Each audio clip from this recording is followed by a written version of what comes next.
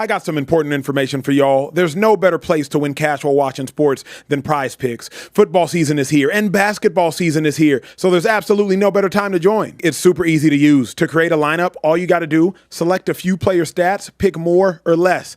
That's literally it. PrizePicks is available in more than 40 states, including California, Texas, my home state, and Georgia. But my favorite thing, PrizePicks is going to give you $50 in lineups when you make your first $5 lineup. What's that mean? Win or lose, you get $50 in lineups for free. Just download the app and use promo code Speakeasy today. $5 gets you $50 in lineups. PrizePicks. It's good to be right. Hey. Hey. Ladies and gentlemen, welcome to the Speakeasy Sophisticated Sports Talk with the best in the game. I'm the large human being behind the bar, nicknamed Care Bear, and I am joined here today with two unbelievably talented people. Three. And one unbelievable, Three unbelievably talented people and one unbelievably talented football player. First and foremost, the creator of this show, the man wearing non-prescription glasses on a day-to-day basis and refuses to acknowledge that they are Emmanuel Acho in the building. What a week we have had. It's about to be a phenomenal night, a jam-packed show. I don't even know how we're going to get through it all. Y'all could be doing anything. You're hanging with us. We don't take it for granted. Speakeasy, welcome. How we doing today? We also joined here by the all-time leading rusher in Philadelphia Eagles history, a future Hall of Famer, the shiftiest running back in NFL history, because NFL history started whenever I started watching. I'm talking about 2-5, 2-Live, LaShawn, Shady McCoy. I'm happy to be here, man, to speak easy. But yo, why you keep disrespecting my man, though? What I say? You just said we're here with two great men. He's like, three. My fault. Look. There was a bit of disrespect, but there can't be any disrespect for the best in social in the entire world. I'm talking about Social Trey in the building. How we doing today, Social Trey? I'm feeling great, man. You know, it's no hard feelings, Care Bear. You my dog. I know, you know what I mean? They're both light skin though. Light Skin Coalition Unite. Come on now, you know the vibe. We gotta stay locked in, brother. Yeah, That's what it is. Now look, we are there it is. I your favorite. That's the favorite two shot right there. Both of us, man. Beautiful and bright, as they say. Yep. Look, we are happy to have all of you guys watching live with us right now on TikTok. Yes, we sir. have a great show for you guys tonight. We're just getting started. We have to start off, though. A lot to talk about today. We have to start off with the Thursday night football game. The New England Patriots dominate the New York Football Jets with a 27-14 victory. Yeah. Fellas, Drake May looked good. The defense looked good. Mike Vrabel was smiling on the sideline almost the entire game, knowing that he had to go up against Justin Fields. Yeah. Fellas, are the Patriots a legit Super Bowl contender this season? Absolutely to me, 2-5. After watching the Patriots play and after watching the quick and rapid ascension of Travion Henderson, the Patriots are legitimate Super Bowl contenders. I get what you want to say. Acho, it was just the Jets. Sure, the Patriots already beat the Bucs this season, a top NFC team. Acho, it was just the Jets. Sure, the Patriots already beat the Bills this season, a top AFC team. Acho, it was just the Jets. Sure, but the Patriots on a short week did to the Jets what you're supposed to do to the Jets. Make them look offensively incompetent and bludgeon them when they're on the defensive end and they're supposed to be a defensive team with a defensive-minded head coach. Acho, it was just the Jets. I don't care who it was just. Patriots have won 8 consecutive games. Shady McCoy, the last time the Patriots lost a game was September 21st. It was our second week of this show in the Speakeasy, and now we live on TikTok. So I say all that to say, We moving on up, huh? yes, sir, we are, like the Patriots. I say all that to say, the Patriots are absolute Super Bowl contenders. And for me, it's because when you think about the Patriots roster, Shady, you say, who do they have? But now that they not only have had Stephon Diggs, but now that Travion Henderson actually looks like a running back that's capable of doing some things in the running game, but also in the passing game, I'm like, wait a second. They got a really good running back. They got a really good number 1 wide receiver in Trayvon Diggs. They got a really good tight end in Hunter Henry. They actually might have more weapons than we give them credit for. Robert Kraft wants that old thing back. Yes, sir. Is Brady back? Is Gronk there? Yo, they playing well and they playing with confidence. And the biggest reason why is obviously, I think Vrabel as a head coach, he's doing very, very well for them, right? He's getting that old Patriots aggressive defense. He's got that going. And also the quarterback. As much as you want to talk about it, I don't care how young Drake May is. Drake May is opposite from the Drake the rapper. He holding it down though, right? And when I say this, because no team is like them. When I say that, I mean when you have a MVP type quarterback the way he's playing, that's why they look like that, right? That's why all these GMs, all these coaches go out there to try to get these first round draft pick quarterbacks, hoping they can be really, really good. Because you know if you get one of them guys like a Drake May, your team goes like this. And that's what they doing. So I love what I'm saying from the Patriots, and they competing. I think they made everybody aware when they beat the Bills in Buffalo. Like, oh, this team is legit. Talk about it. Like, even Stephon Diggs, I think he's still trying to find his way there because there's some games where he don't have a lot of catch-up, but they still win. I think in games they need him, he shows up big. I love what the Patriots are doing. They're a scary team. You said Super Bowl? Super Bowl ready. Like, I'm not saying they're the Super Bowl favorite. Yeah. You know what I'm saying? They still young, though. They are still young. That's true. But they are playing very, very well. Here's what I love about the Patriots, though. Shady knows this better than anybody. There's a saying in football, and we say this, defense travels. Offense might not necessarily travel because Shady can attest to this. Offensively, when you're on the road, sometimes if the crowd's too loud, you got to go silent count. You got all these false starts. It might change to some degree the nature of the game. Defense travels. Patriots play really good defense. It traveled to Buffalo. Buffalo Bills, whiteout, Sunday night. Patriots win that game. Defense travels. The defense traveled to Tampa Bay. I believe it was last week. That game was in Raymond James Stadium, if I'm not mistaken. In Tampa, defense traveled there. So the reason I have so much confidence in this Patriots team is Drake May plays the game like a seasoned veteran. He has poise in the midst of absolute chaos in the pocket. Mike Vrabel is a phenomenal coach. He's been through the ringer. He's been to an AFC championship game with the Tennessee Titans, lost to the New England Patriots. So Mike Vrabel's a seasoned head coach. Drake May plays the game seasoned at a season level. They have a number one wide receiver. They got a really good tight end. And surprisingly now, this Travion Henderson cat has 5 touchdowns in 5 days. So, to me, Shady, that's why I'm like, no, I'm not going to put them ahead of the Chiefs in the playoffs. Yeah. I can't even necessarily put them ahead of the Bills in the playoffs. But I can say this. They will definitely draw blood if they were to play the Chiefs or play the Bills in the playoffs. And because of how good the defense is, they're going to be in every single game. I don't know if they've lost a game all season by more than a touchdown. They lost to the Steelers 21-14 week 3. I think they lost week 1. I forget who that opponent was. Bro, since then, 8 straight wins. Shady knows this. 8 straight wins is about it's hard to come by, man. That's hard to come by. Yeah, I'm thinking this though. I don't know if I can put them over them other teams that more experienced that we've seen winning over the years. Like you talk about the Patriots or the Chiefs on other teams, of course. But I'll say this though, right? If you think back to the Titans when Variable had them guys rolling over there, they was rolling them. And they didn't have no quarterback. They didn't have no MVP type quarterback. They didn't have no Drake May. Exactly. They had an aggressive, stingy defense. Yes, sir. And a great running game. Well, you add a quarterback to that mixture. Now you got the Patriots. So I do think they are a big dog in this fight. And they get to that tournament, people are going to fear them. There's some teams that you don't really like. You're not scared of. Yeah. But you don't want to see. Correct. They're going to be a team that teams do not want to see. The reason, and Shay, let me elaborate on this. The reason you don't want to see a team like the Patriots is because when you have a defensive-minded head coach and everybody plays really good on defense, you take away what the opponent is good at. And you make them play left-handed. Basketball reference on dominant hand. So when you play a team like the Buffalo Bills, hey, Josh Allen, we're not going to let you beat us. James Cook, we're not going to let you beat us. So one of y'all receivers, y'all got to get active. When we play a team like the Jets, as soon as they saw Justin Fields run down the field on the first drive, they said, Justin Fields beat us passing. You're not going to beat us rushing. Justin Fields finished the day with 67 yards. 67 rushing yards. He finished the day with a $116 passing, and about 25 came on that because the defensive back slipped. So the Patriots are going to make you beat them left-handed. You can't beat them left-handed. As a result, like Shady said, even the Bills aren't going to want to see them. The Ravens aren't going to want to see them. The Chiefs, they'll see anybody, but you're not going to want to see them. You'll see them because you'll see them.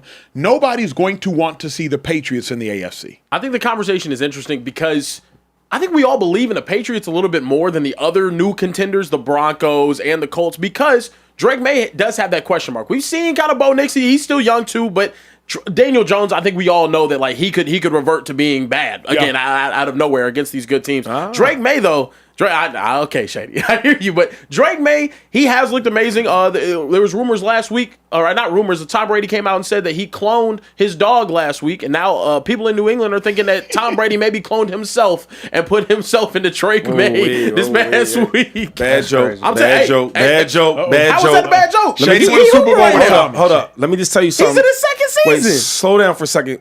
big fella. Hold on. That's what they've been saying. All right, let me just tell you what's going on. That's Oh a my terrible gosh. joke. You're funny. That's not funny. Listen, Oh my gosh. on this show, right? We in the Speakeasy. Yes, sir. Right? And we take football serious. Yes, sir. What are the Now, rules? let me give you a lesson real Yes, quick. sir. What are the rules? School. And you too. Nope. Oh, Yeah, you too. You too. Are you ready for this? Why- okay. I'm In the locked in. Speakeasy, we never ever mention Tom Brady or Yep. compare Tom Brady to anybody. All right? Anybody? Don't you not never forget Ever. that. All right? That's the and if he do, you Yep. deduct his play. Yep. That's That's a what we fine. pay. That's what we pay. Talking about Drake, man. Don't do, man, boy. That This is feel what we like pay. this Patriots feel quarterback. like This when you feel hanging as with good your as they look. cousins, when you staying the night with your cousins, and your cousin get a whooping, and so by proxy you get a whooping. Like I feel like you yelling at me. Yeah, I didn't say yeah. nothing. I was over So- here minding my social Yeah, both light business. skin, you the smaller. Okay. All right? And Yeah. if he's tripping, get him right. Okay, say Pick him less. up. This is Say what the look. Patriots' own fan base came All right. up with. That's Yeah, not all true. right, now resume what you were saying. It's time we talk a little bit more about Drake May. Do you guys think that he's a legitimate MVP frontrunner? Bro, absolutely.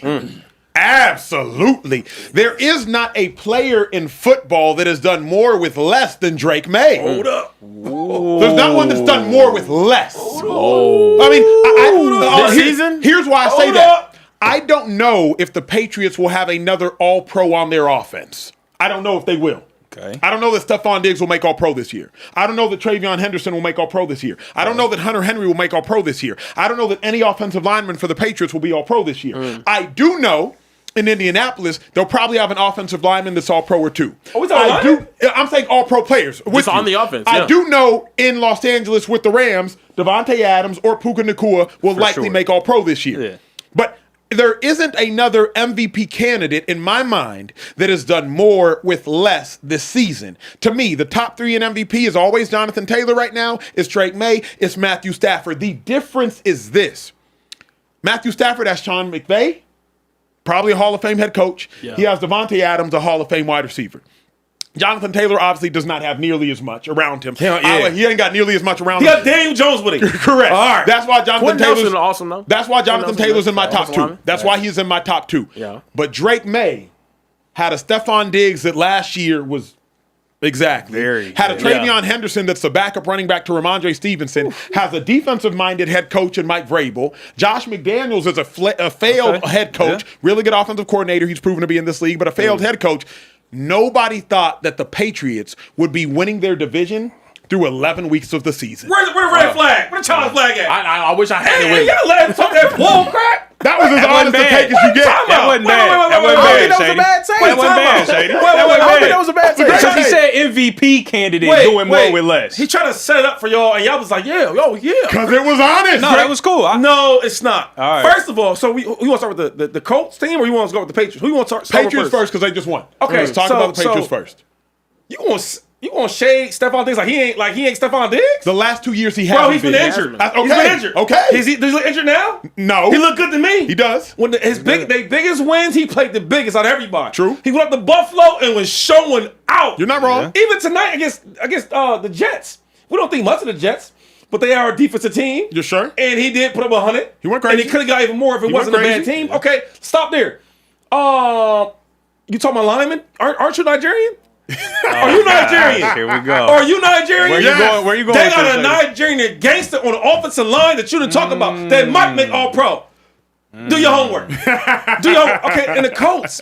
Yo, Jonathan Taylor is the MVP right now. He's a running back. We make this award about the quarterbacks. I'm tired of that. Drake May, yes, it should be Balling. 1A or 1B. They are super close. Fair. But my fair. thing is, Jonathan Taylor, your quarterback is Daniel Jones.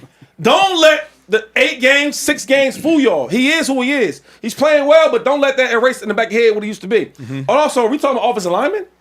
Because Quentin Nelson, he's nice, but it's like Jonathan Taylor's making that thing go. We right now are talking about how in the AFC, maybe the best team record-wise is the Colts. It's the Patriots legitimately But now. you- But but you- yes, you get of what I'm course. saying? The It's Colts? yes. How? Yeah. So let's be a little more respectful. Drake May's playing phenomenal, but I gotta go with JT. I hear the running back bias seeping through his heart. Oh, Shady is absolutely. right. Jonathan Taylor should be 1A, 1B, whatever the case may be. But Drake May, what he's done this season Ballin'. is wild. Drake May was an afterthought. In his own draft class, Caleb Williams, the God. Jaden Daniels, Heisman winner. Right. Drake May played in North Carolina. Shady says this all the time. You don't go get football players from North Carolina. I said that. Yeah, you go get hoopers from North Carolina. Yeah. Drake May played in North Carolina. I said that. Yeah, that's not a place where you go get football players. yeah.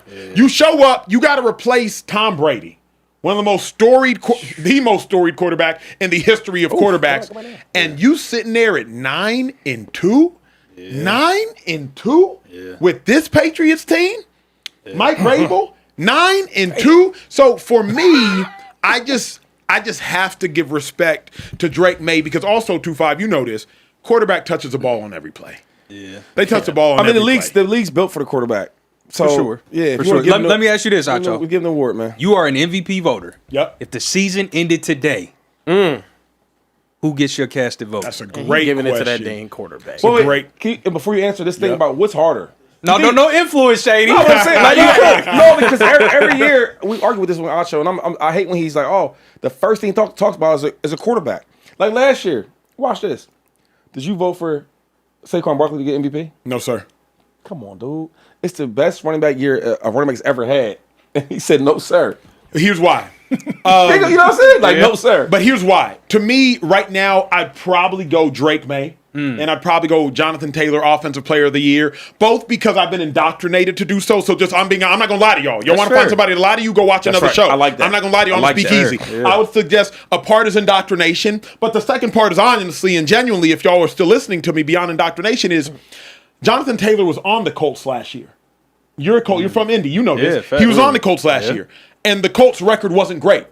Jonathan Taylor's been on the Colts his whole career. He was drafted there. It's only now that the Colts have this type of record.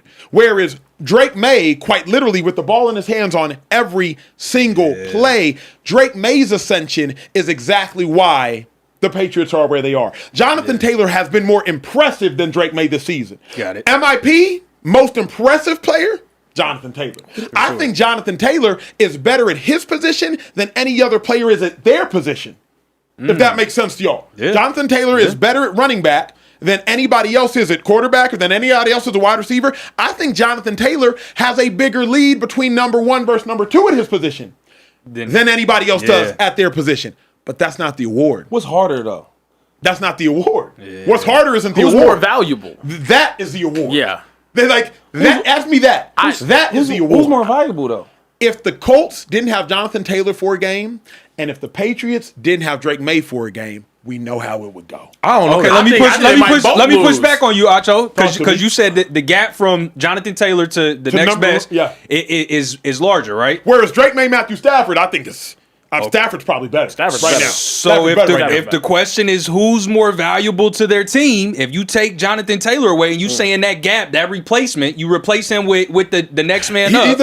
Here's the problem with this conversation.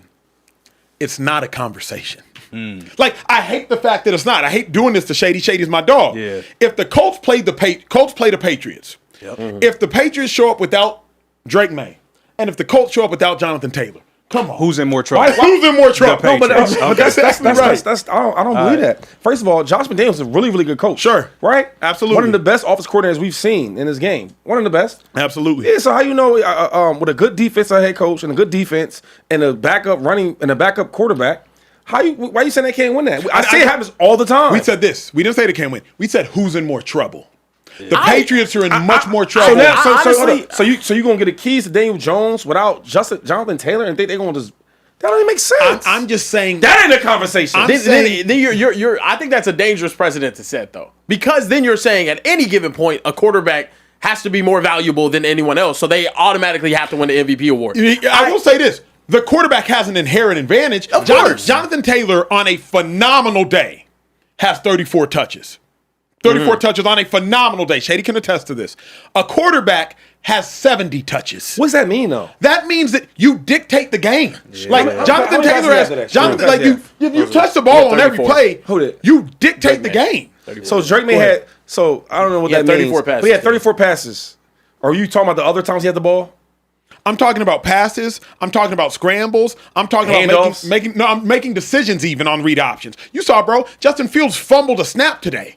Quarterback has to touch the ball on every single Shady. The fumble snap of Justin Fields Ended the game for the Jets. Justin's weak. I don't want to talk about weak players, please. We're talking about good players right now, right? Sure. All right, let's keep talking about these good players. Let's leave Justin out of it. What I'm confused on, because you selling the world on this tour, right? About 70 touches and all that. Tell me what that means. Meaning every time the quarterback touches the ball, Shay. Let me say it like this. Jonathan Taylor can take snaps off. Is that some bull crap, though? How is that bull crap? Yo, so he threw the ball 30. He threw the ball 34 times. Yes, sir. You said the best day, Jonathan's going to have 34 touches? 4 touches at his best. Okay, cool. So 28 carries, another 8 catches. Okay, whatever. So he threw the ball 34 times, right? Yeah. Okay, what about the other 40 you were talking He threw about? it 34 times. He had 4 scrambles. And that's not counting read options where he's actually making a decision. He ain't really doing a lot of read options. He's a little light skin. He ain't doing that. Okay? All right, keep going. Because he's so good at talking. He sees all these dreams, and y'all believe it. Here, let me end it by saying this. Please end it. Running backs don't have to play every snap either. You know this. Do quarterbacks? Yes. You hand the ball off and watch the running back run. What? You're at least on the field, Shady. Oh my God! You were at least on the field. He got it. I'll say this. Right. I want to go back to your original point about if both of them were missing from a game, who would be hurting more? It's not a conversation. Okay, let's talk about this. Not a conversation. I don't know, The Colts are good because of why? Jonathan Taylor. Yo, come on, man. We just talked about the Patriots having an amazing defense, a good head coach that's capable. Here's why it's a lie. How is that a lie? If Drake May sucked, the Colts wouldn't be good. It does not matter how good Jonathan Taylor is. Saquon Barkley had a 2,000-yard all-purpose season with the Giants, and Daniel Jones still wasn't good enough for that to matter. If Daniel Jones was not good, it does not matter how good Jonathan Taylor is. Now, if Jonathan Taylor goes to Shady's point, what Adrian Peterson did in 2000, when did he win MVP? Maybe 2012? No. That was maybe when AP won MVP. Maybe 2012. If Jonathan Taylor does something like that, full team on his back. 2012? Yeah, 2012. Yep, full team on his back, sure. But here's the other thing, bro. Drake May is 9-2, people. He's 9-2. Is the Patriots a bad team or a good team? Right now, they're a really good team because of Drake May. Because of Drake. Drake May won, and they're not a good team at all. No. I'm over it. I think it's crazy as an MVP voter. I get where you're coming from. Do you?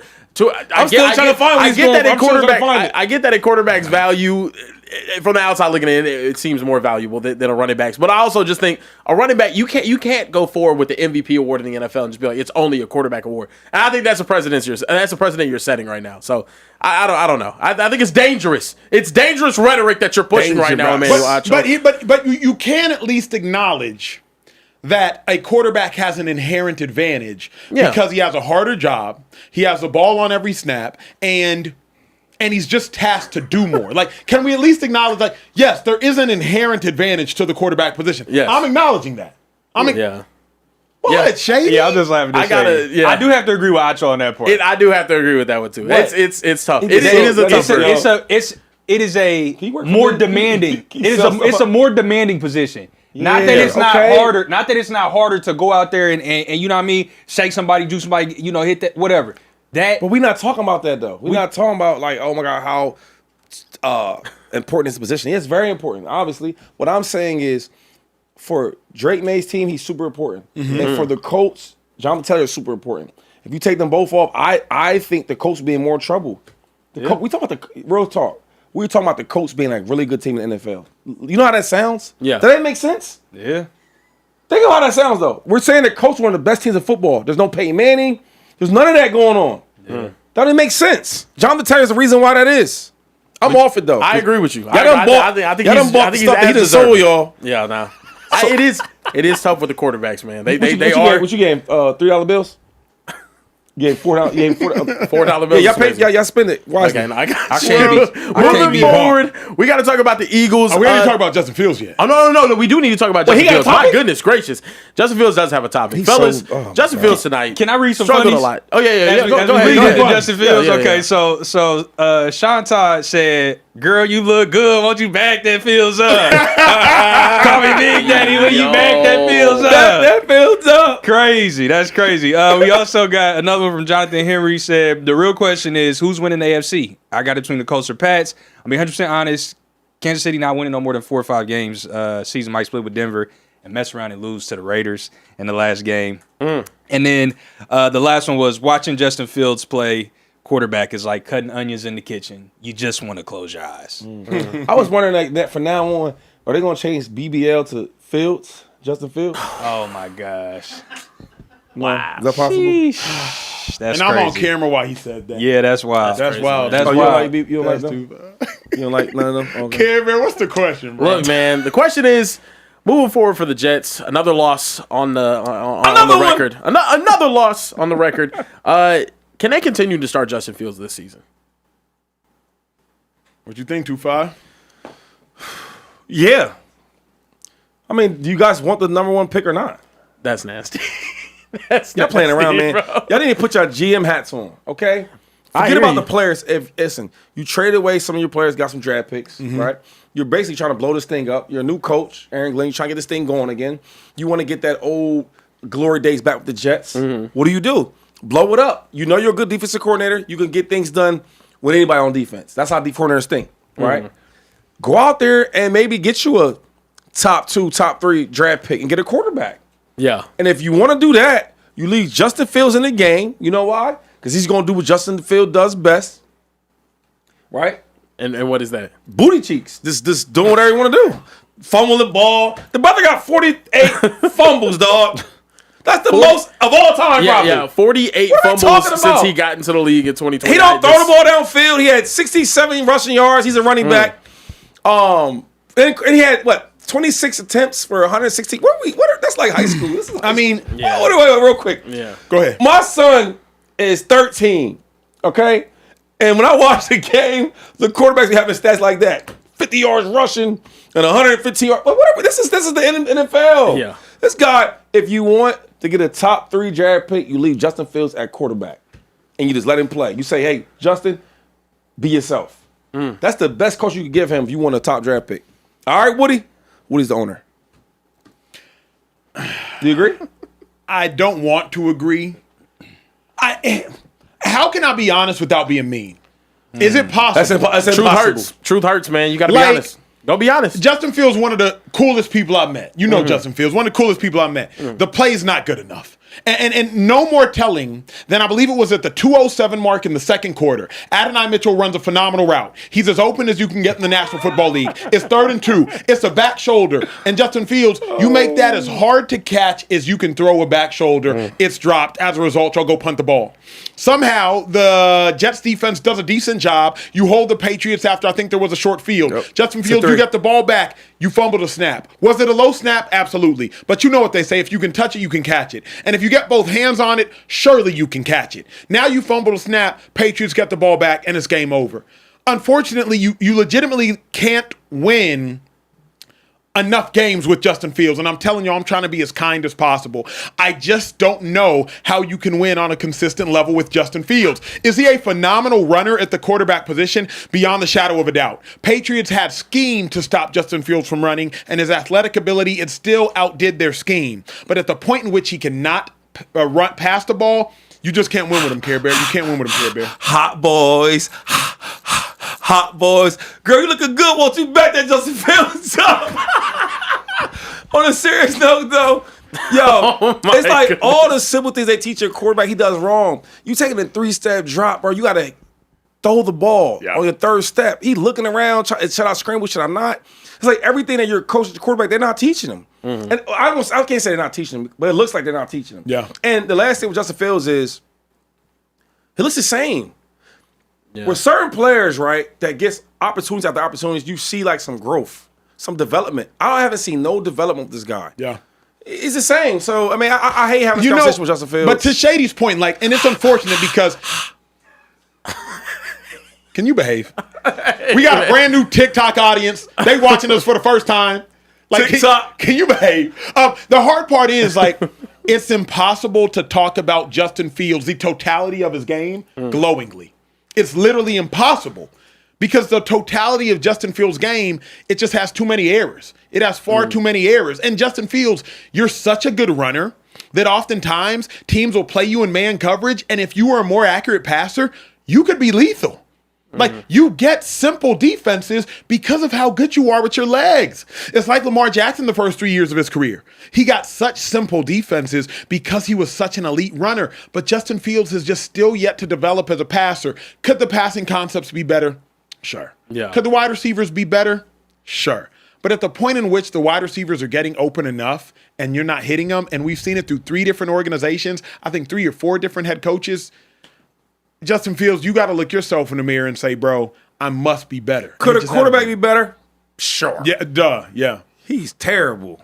Can we move on? Yeah, I mean, Damn. goodness gracious. Just that's your homeboy. What you think? Look, Are y'all friends?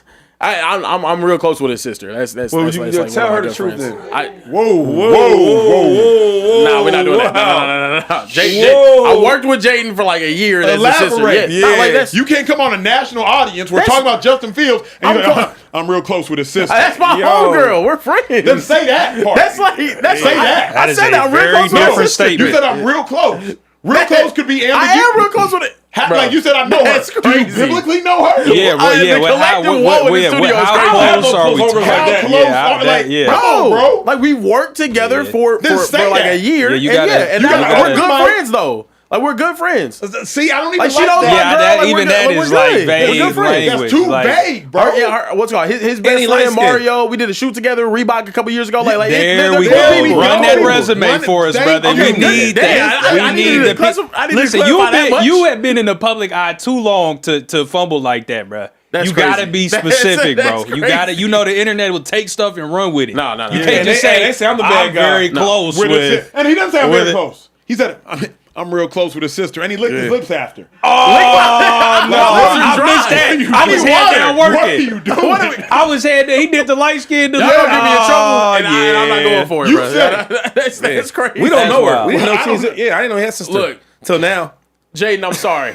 You should apologize. I'm Yeah. sorry, You Jaden. should apologize. I'm friends with his sister. Thank you. There we go. So much Say that better. right after. Y'all are Thank something you. else. Much better. Homegirl is a very distinct, Yes. definite yeah, hold up. definition Yeah. TikTok of chat your said- relationship with Yeah, somebody. what You TikTok say said? TikTok said y'all are reaching and reaching hard. Thank you. Thank you. that- TikTok that- has my back. That's Y'all because reaching. that's your biggest platform. They just telling say, you. that's your cult They following. know bruh. y'all reaching. Anyway. Moving. I mean, look, this is my thing on Justin Fields. I think he has all the traits. He has not been able to put it together. I don't think he should be starting moving forward. It's been really, really bad. It's been atrocious this year. Like Shady said, I think if he does continue to start, they're going to be in the conversation for the #1 pick. I think he's got a lot of tools, but it's not working out. What and I don't tools? really think he's got a big arm. He can run. He's athletic. He can. I mean, he has traits, but there's everybody. I hate when people say that about him. And I'm sorry. Like, he won a 4-3. Like, But he's I mean, tough. he's always gonna be a good runner. When Yeah. you say tools, he got a big arm. When's he ever show me his arm? He don't never throw the ball deep. At Ohio State, man. Oh, He was we going to special at college? Ohio State. Oh, wow. You just don't. Yeah, you think everybody good at college, so it's yeah. At Ohio State, Justin Fields was like that. I'm telling you, go back and watch that Clemson game. TikTok. No, I'm telling you. It's, Okay. look, the Justin Fields discourse is interesting. I also just think the Jets as a whole, they have never done quarterback play right. I don't know why they expected it to just start with Justin Fields. They're awful. Like the whole organization is awful. If you've seen the video of that one kid, he's talking. They ask him like, "Oh, like how'd you feel about the game today?" And he was just like, "I was born into this, and I don't have a choice." People are Jets fans against their will. Like they'll get disowned from their family. Who want to just make them suffer? It's tough. Being a Jets fan is got to be terrible. You just had a birthday, right? I did. How was your Justin Fields? Okay. All right, man. Bro, that is. You asking him how his cake was? Is that? Ding ding. That boy's smart. That boy. That was good. That was That's crazy, crazy, bro. bro. Yeah, That's that was crazy. good. That's That so was well crazy. played. That Look, was crazy. moving forward. Goodness gracious, let's yeah. move forward. Yeah, it's getting wild in the speakeasy, baby. Feels is, bro. You gotta stop. Okay, Y'all gotta bro. stop. Y'all wilding now. That Y'all is gotta stop. Fields. You are not Big Sean, Emmanuel. That is crazy. That's crazy, brother. That is That crazy. is Anyway, wild. moving forward, we got to talk about the Philadelphia Eagles, everyone's favorite Defending team. champs. Defending champ, yada, yada, yada. Today at Eagles practice, Big Dom got Eagles owner Jeffrey Lurie and here we A.J. go. Brown together, and it looks like they had a very good conversation about A.J.'s frustration, and they want the offense to be better. is it time for another kumbaya get together and everything's going to be fine and AJ still gets 3 targets on Sunday? Or do you think that this is actually a sign of good things? This is tough right here because it's never happened before. I've been in with the Eagles since 2009, and Mr. Lurie's never got involved with the players as far as if we're unhappy or frustrated. So I wonder, did this have to do anything with Jalen? Was he brought in here? Now, Dom is like the equalizer, right? If something's wrong, he got to figure it out. And players, coaches, trainers, everybody goes to Big Dom. So this might, I don't know. Maybe I was thinking it was more of, okay, hey, AJ, like, how are you with the team? How are you feeling? Like, you know, things like that. But I don't know if it had anything to do with the targets or reps coming to this game. This is what I don't get, though. I want the people out there to understand this. When you are really, really good at your job, you want to be involved at your job, right? I don't care if it's football or not football. If I'm good at my job, I want to be a part of my job and do the best I can do.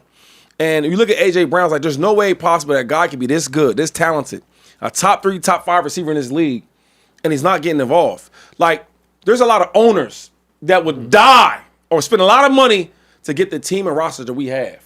Great running back, great offensive lineman, great wide receivers, solid quarterback. And it's like, that's what you want. Yeah. So if you stop the run, we can throw the ball. That's why I don't understand why everybody's so mad with AJ. It's like, yo, AJ's a great player. Why wouldn't a great player want to be great? And the last point, distractions. I played on teams where guys was mad they weren't getting the ball. They're not talking to teammates. They're not talking to the quarterback. They're not talking to the coordinators, right? Pissed off at practice, not running hard, giving half-ass efforts. That's the distraction. But if a guy reads a book on the sideline, or if a guy goes to the media and they ask me questions about the offense, and he said, hey, I'm not happy how the offensive game plan is. I'm not happy about the plays or the reps I'm getting. There's nothing wrong with it. That's not a distraction. That's for the media. A real distraction is messing up with your teammates, and he hasn't done that yet. Shady cooked on that. We may have Marcus Jones joining us, by the way, Patriots team captain. He may be joining us in a matter of moments. Y'all know in the Speakeasy, we get players right after the game. AFC Player of the Month in October, so we might have him joining us here in a matter of moments. But for right now, talking A.J. Brown, this is a gigantic deal because, like Shady said, Jeffrey Lurie rarely gets involved in practice. He might come down to practice, but he gonna watch from a distance in the shadows like Batman, and he not gonna say anything. But Lurie is never going to talk to players like this at practice, particularly a disgruntled player. Jeffrey Lurie lets the coach do that. He lets Dom do that. He lets Howie do that. At the point in which the owner of the Philadelphia Eagles is leaving his throne to come down and actually have to get involved in all the drama going on, that's a couple things. Number one, AJ, you kicked up too much dust.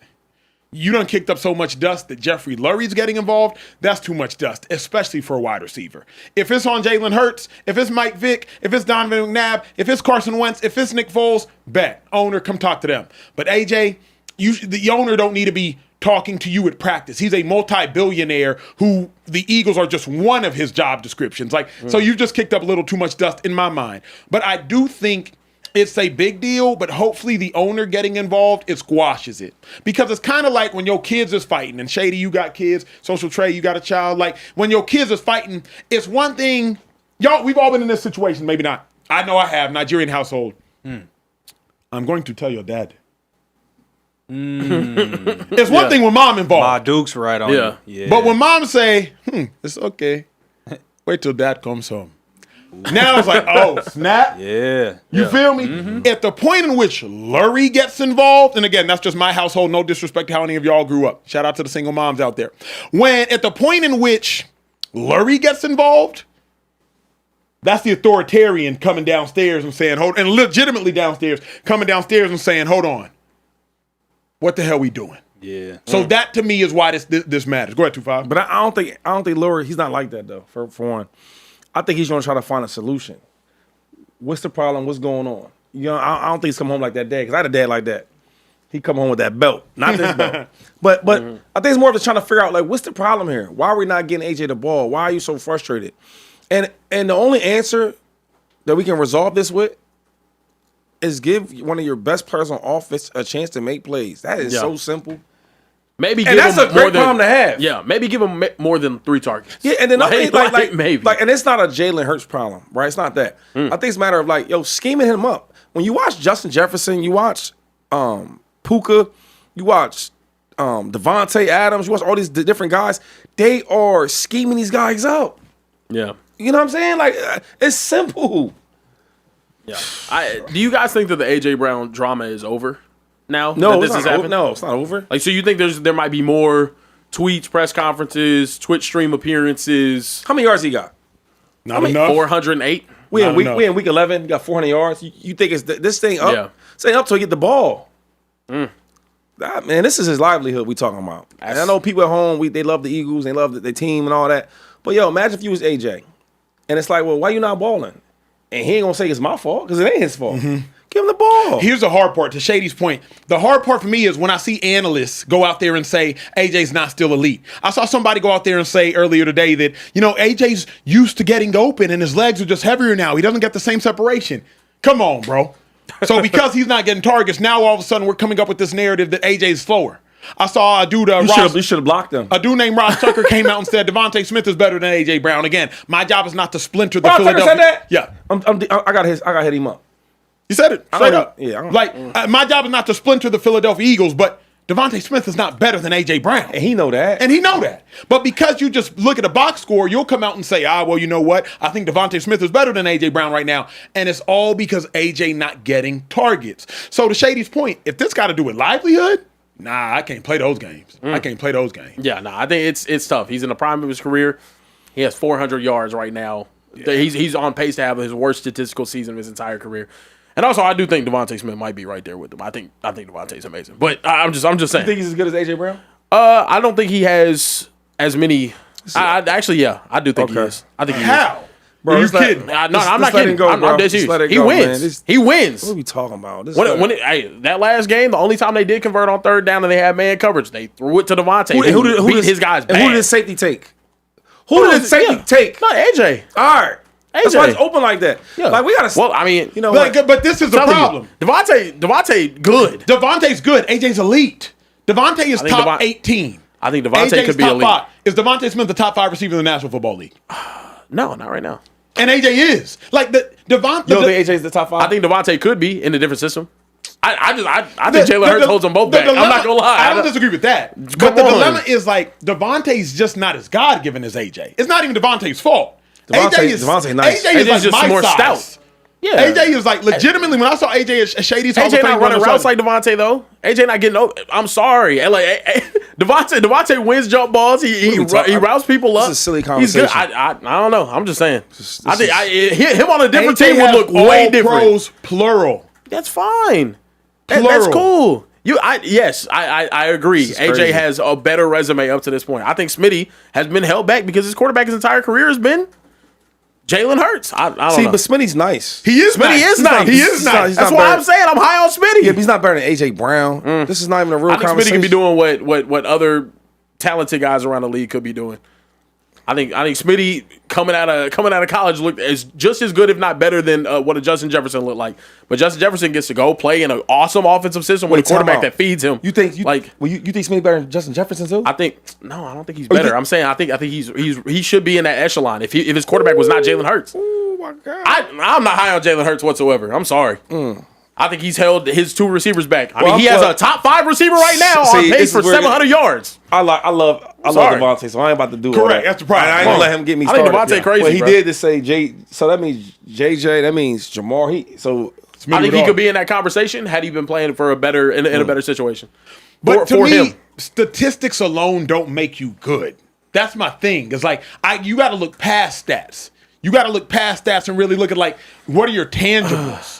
And what's your execution like? And Smitty's nice. Smitty wins. AJ 9 times out of 10 on that route. AJ gets the number 1 and don't just win. He kills. He's not looking at that. AJ demolishes. Remember 2022, AJ had 6 straight 125 plus receiving games. First time in NFL history. Yeah. Like kills with Jalen Hurts.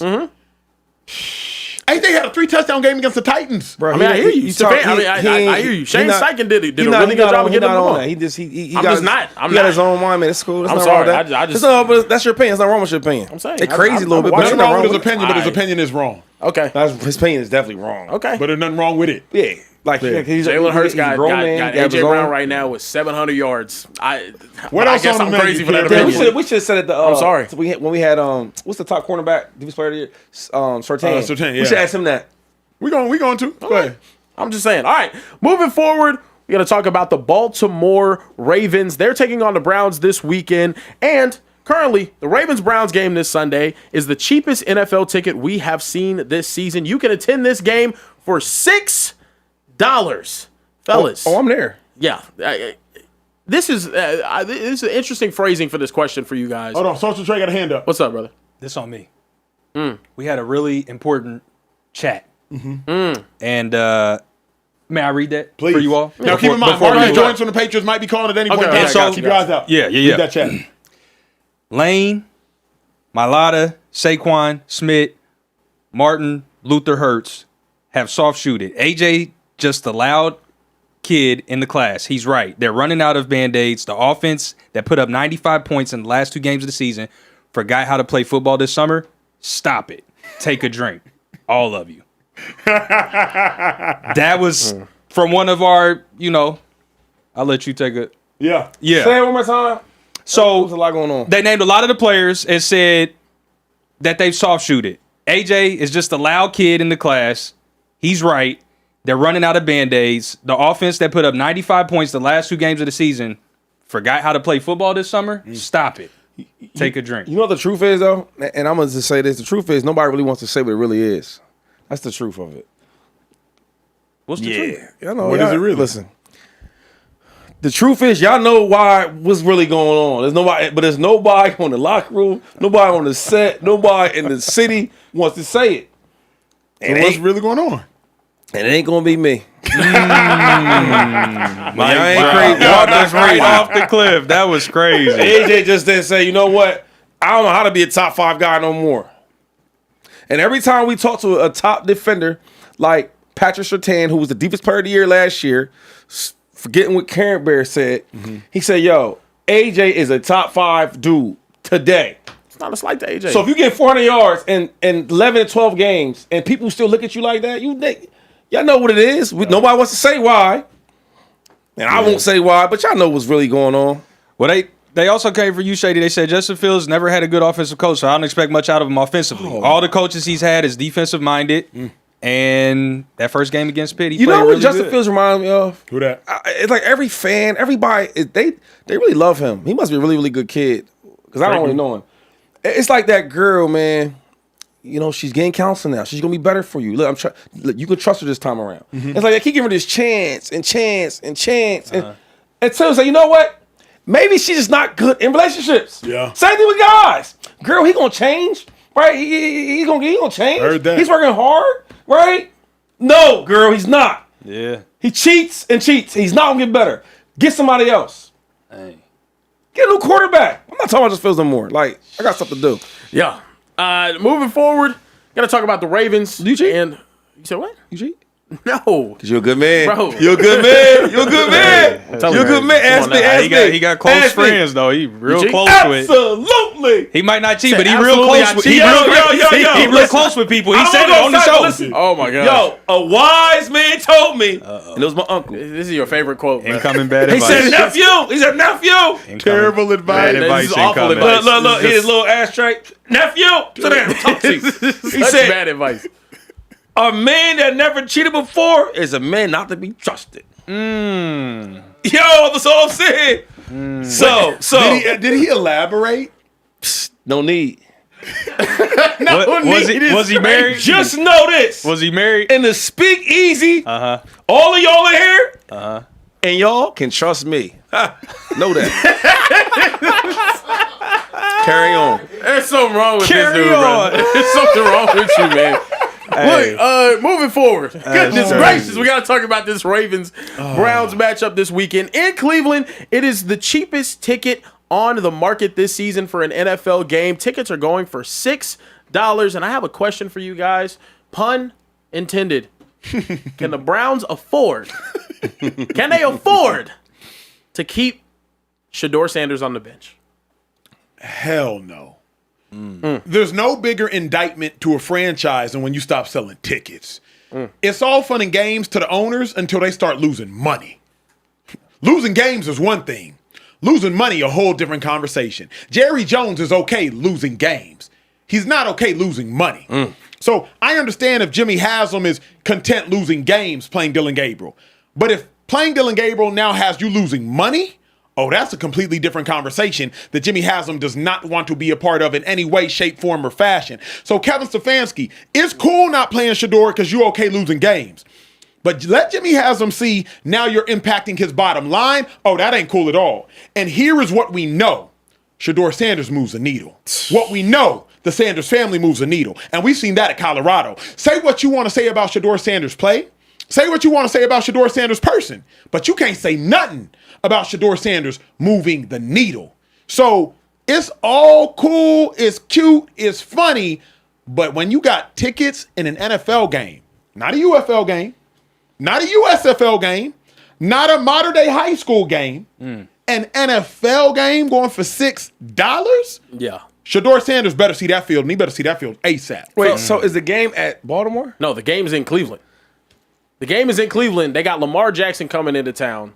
For the only time Lamar Jackson comes into town that season.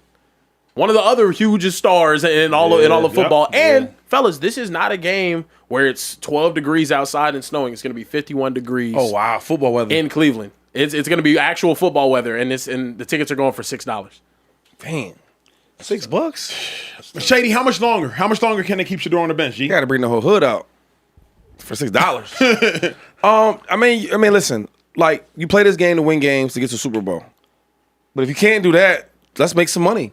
Right? You selling for $6? What are we talking about? It's time for Shedeur to get out there. Because you ain't winning no games with Dylan Gabriel, and you ain't selling no tickets.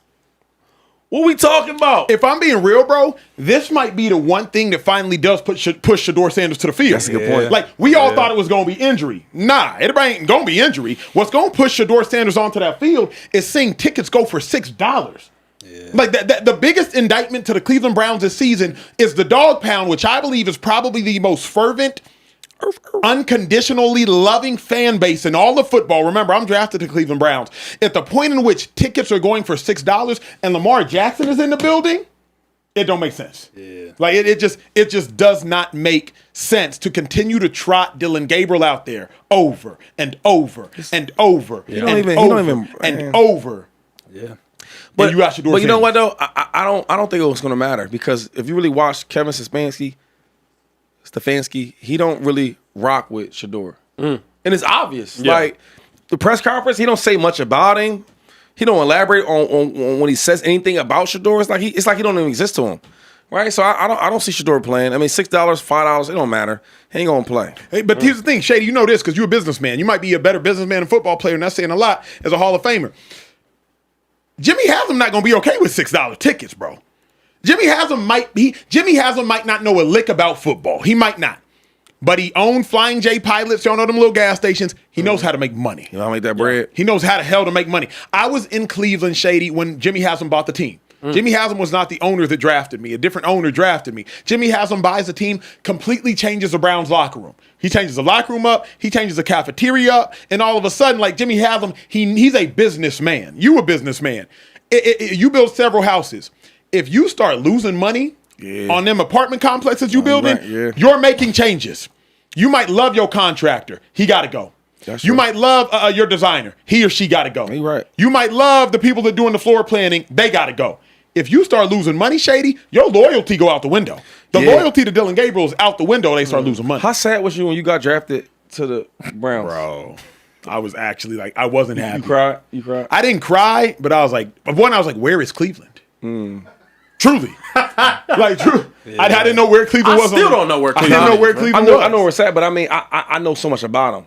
And it's like, dang, I'm about to go play for the Cleveland Browns. Like, was you sad? I was glad I had an opportunity to play in the league. Shout out to Tom Heckert, God rest his soul. Shout out to him for drafting me. Pat Shermer, forever indebted for drafting me.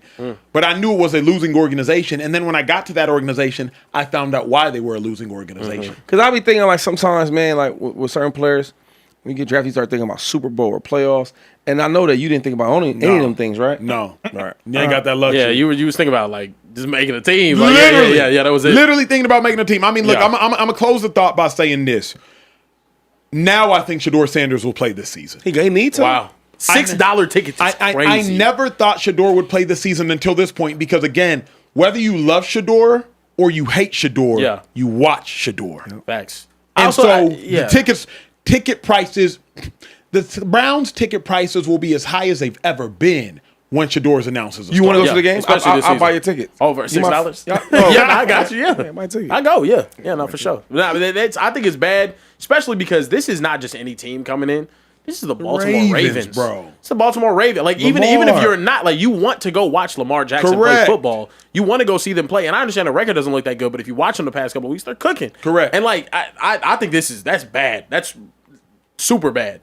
I don't know. But moving forward, we're gonna talk about the greatest team to ever step on a blade of grass. I'm talking about the Dallas Cowboys, baby, America's team, right here in the Speakeasy, fellas.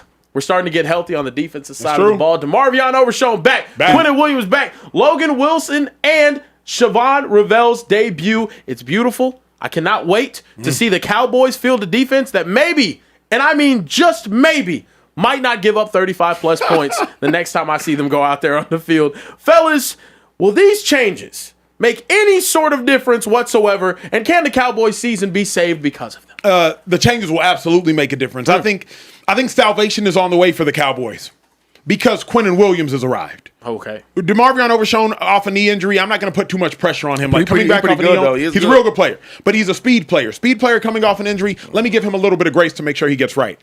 Quentin Williams is in football shape. Quentin Williams is in Pro Bowl shape. Quentin Williams, he is a force multiplier. He's not just a force. Quentin Williams is going to allow all the linebackers behind him to be better.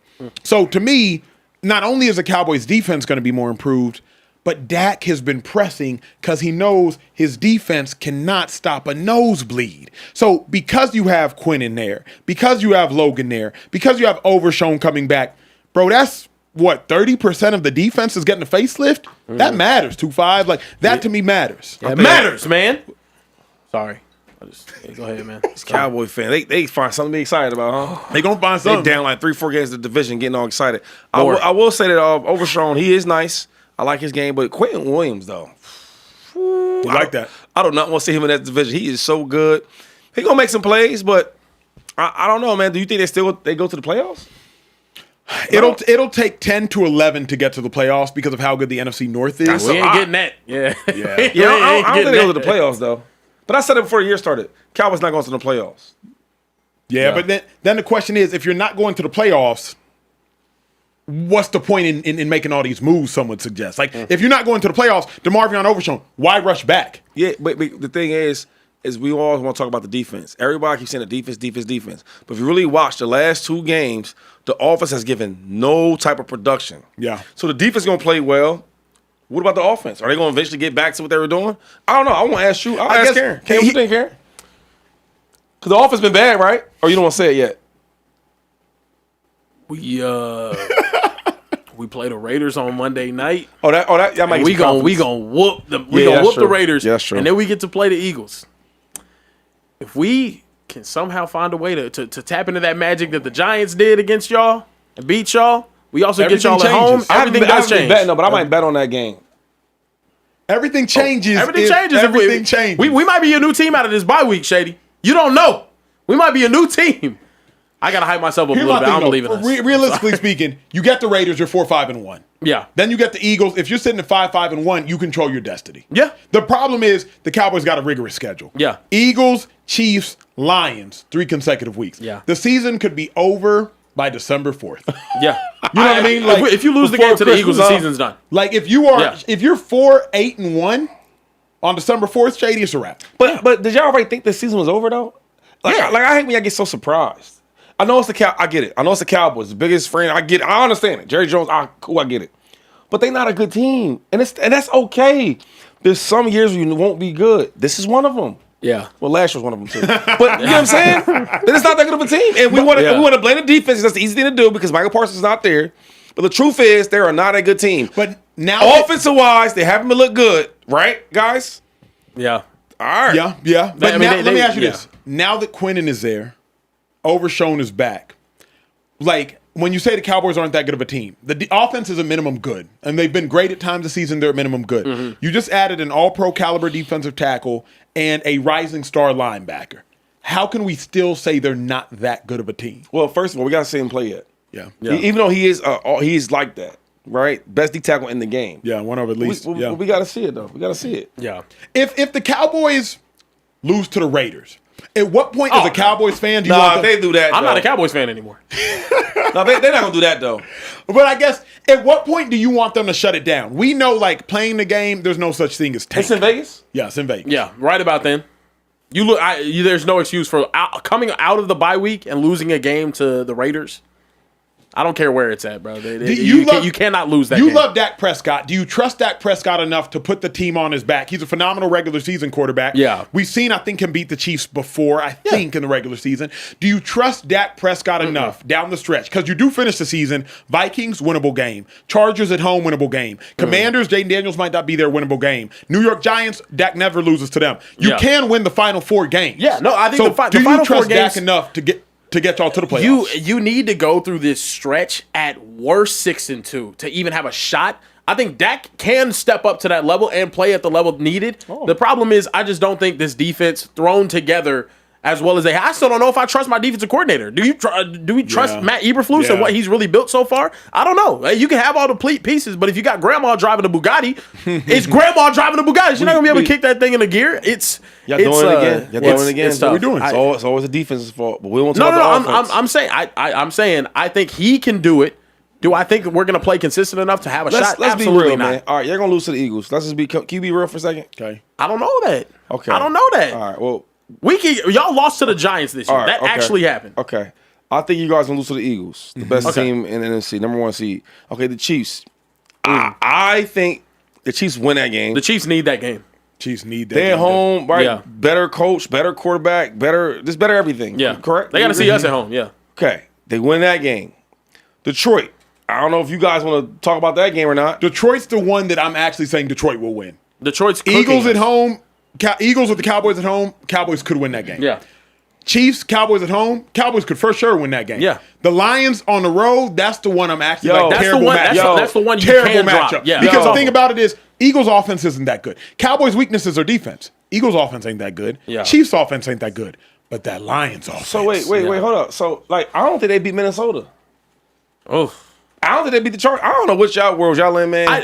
Y'all in Jared's world. I'm out of that world. So we're talking about a team that might be able to figure some things out on the defensive side of the ball. This is all just speculation, though. I don't think we're a playoff team this year. They just That's just, fair. just, and to keep it to me. What's up with the TikTok chat, Brian? Talk to my TikToks in a minute, and make sure Marcus Jones should be calling us. Just make sure he ain't. But what's up with TikTok? Yeah, look. They are cooking the Cowboys right now. They're saying, let's go Raiders, let's go Birds. I'm not a Cowboys fan anymore. I don't think anyone has been since the 90s, is honestly what they're saying in the TikTok chat right now. I don't know. They said the Cowboys might be better off in the kitchen because they're cooked. It's rough for us right now. I got a chat that said, Care Bear, do you ever feel delusional rooting for the Cowboys? Absolutely. Yeah. Absolutely. Yeah. Like what? But that's like. I believe Marcus Jones is waiting to be let in. I believe you have time to think. I believe Marcus Jones is waiting to be let in. Patriots, AFC. There we go. Player of the week in October. Player of the month in October. Got him in right now. Just give me 1 second. Let's get it popping. There we go. Can we get a round of applause, please? Round of applause, please. Round of applause, please. Okay. Hey, my dog dressed for success. What up, bro? Can't sue them boys for this joint. Okay. Appreciate it. Hey, he laid back, chill after that dub. I'm saying, True play, huh? It was light work. He played the Jets today. That's why. Those prescription glasses, or those is just you trying to do your fly thing? Nah, my shorty get me right. So Okay. Cool. Okay. Hey, bro, tell us this, because y'all came off another dominant win, but you've had yourself a phenomenal season. Player of the week, player of the month, team captain. What has changed for you this year that's allowed you to thrive out there on the best team by record in the AFC? Yeah, man, I feel as though, from the off season, I had a lot of mentors and leaders whenever I was like young and everything as a rookie and stuff, and like finding my role. And then I've always been a guy that lead by example. Yeah. But opening up my mouth a little bit more, as you guys know, being a big man, that's one thing that you have to do is know how to talk to your teammates and then bring on the people that need to be bring on to it. And then the thing is taking it day in, day out of like knowing what you need to get better at, taking it one day at a time, because if you look too far and everything like that, you can lose where your feet at. My dog preaching, boy. Yeah. Went to church this morning. I can tell. That's real OGs in his life. Hey, the Patriots, being a captain in any organization is a big deal. Being a captain on the Patriots is a gigantic deal. I guess a gigantic deal. Number one, how much pride do you take in that? And then number two, how the hell did y'all turn the corner this year, bro? Yeah, the first thing I would say is, man, I take full advantage of, like you said it, man, being a captain, a part of a Patriot organization. That's hard to do. It is. You have to live life right on and off the field. Facts. You know what I mean? So that's one thing that I pride myself in. And then also I would say just the turn of like, man, it was one of those situations. Y'all know how it is like in the league. One time it could be real good, and then the next year you could switch stuff around. So having a lot of guys of like that's been a part of winning organizations as well, that makes a big difference as well. So, hey, got to talk about Drake May, bro. Got to talk about Drake May. What's the biggest difference between year one and year two? Because right now I'm an MVP voter. He's my MVP front runner. What's the biggest difference between year one and year two for the kid? I would say you could just see him in the pocket more comfortable. That's the main thing. He's always been a gamer ever since we first seen him his rookie year and everything, but he's way more comfortable. You could tell that he's telling guys what to do and everything like that. And everyone on the offensive side, you could tell that they'll do whatever they need to do whenever it comes down to any play call that he makes and everything like that. So at the end of the day, like, he's a gamer and he has a lot of confidence. And when you got a lot of confidence in this league at quarterback and everything, you can be real dangerous. You're right about that. Quarterbacks are really, really big in this league. But let's talk about Mike Vrabel, though. Yeah. As a head coach, like, how has Mike been? Because I was playing around the time when he was kind of going out, and we always had a really good relationship. And he seems like every team he goes to, he brings that player-coach mentality, man, and players love him. So let's talk about him for a second. Yeah, I would say as a player, he's been a player in this league, so he understands the situation of winning. But then also, like, he's always letting you know about the certain details and the small details that you need to be good at. And whenever you always have a coach harp on those things, it's like you got to take full advantage of every opportunity that you get. You don't take nothing for granted. And in this league, you can end up having situations with stuff going good and then stuff going bad. So he's like, don't get too high and don't get too low. So that's something that you always have to have for sure. And I want to ask you one more. The addition of Stephon Diggs, right? Yeah. You hear so many rumors about him as a teammate, this, that, and the third. A lot of negative. And I had a lot of guys in Buffalo say, nah, that's not true. That's the media. He's a great teammate. Has he been a really good teammate for you guys? And has he been like a good leader in the locker room? Good question. Yeah, for sure, man. As players, we don't really buy in too much of the media stuff and everything like that. So, he's been a great teammate, great leader.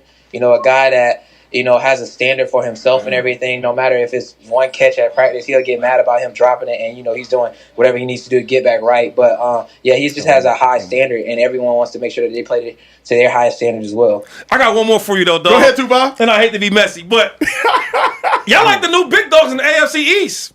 I mean, the truth. True. Do y'all feel like y'all the big dogs? Because obviously it's the Bills, but y'all did beat the Bills' ass up in Buffalo. That happened. Do y'all feel like y'all the new big dogs in the AFC? We feel as though, like, I'm gonna be honest with you, man. Please be honest.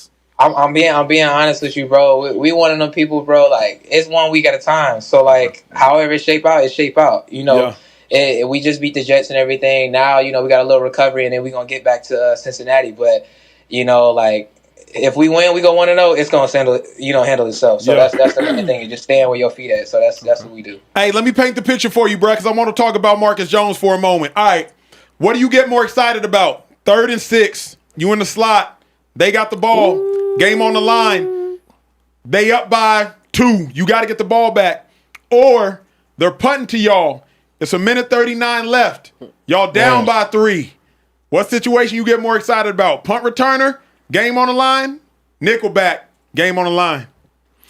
Man, I would say nickelback I'm a defensive guy, but it's different whenever they punt it to you and you back there solo dolo and you know they got to kick it to you. I love that too. So I'm gonna say defense though. I'm gonna say nickelback. I ain't gonna lie though, you got some wiggle too though. Facts. I give people their credit. You got a little wiggle to you, dog. Facts. Hey, last one for you, bro. Y'all are a young team, I would say, because y'all haven't tasted much success. You've been there for 4 years. Y'all already got more wins through 12 weeks of this season than you had your last 2 seasons combined. How can y'all win the Super Bowl if don't nobody know how to get there? Good question. Yeah, that's a great question, man. I'm glad that you asked it. We got to take every game to where it's another game. Like don't get to where it's like, oh, okay, like we're playing this team, we're doing all these things and everything. Like it's not too much in the detail about that. It's about being consistent, knowing the things that you need to do on defense. Like our main thing on defense is always put out the fire. Yeah. So we come back, we get adjustments and everything. All right, they're gonna come back to this. So make sure that we're ready for that. And then offensively, like Josh talked to him and everything, and then Drake getting to the right call, and it's all about confidence. Whatever play that we end up running, we got to know how to do it. Hey, last one. Is Drake May the most valuable player in the National Football League? For sure. Y'all heard him. You heard him, Shady. I heard you heard him, man. He's up there. I would go with Jonathan Taylor, but that's a good. I mean, either one can't go wrong. Can't go wrong. I'm a running back. Hey, you can't go wrong with Marcus Jones in the Speakeasy. Round of applause, please. Yeah, come on now. Round of applause.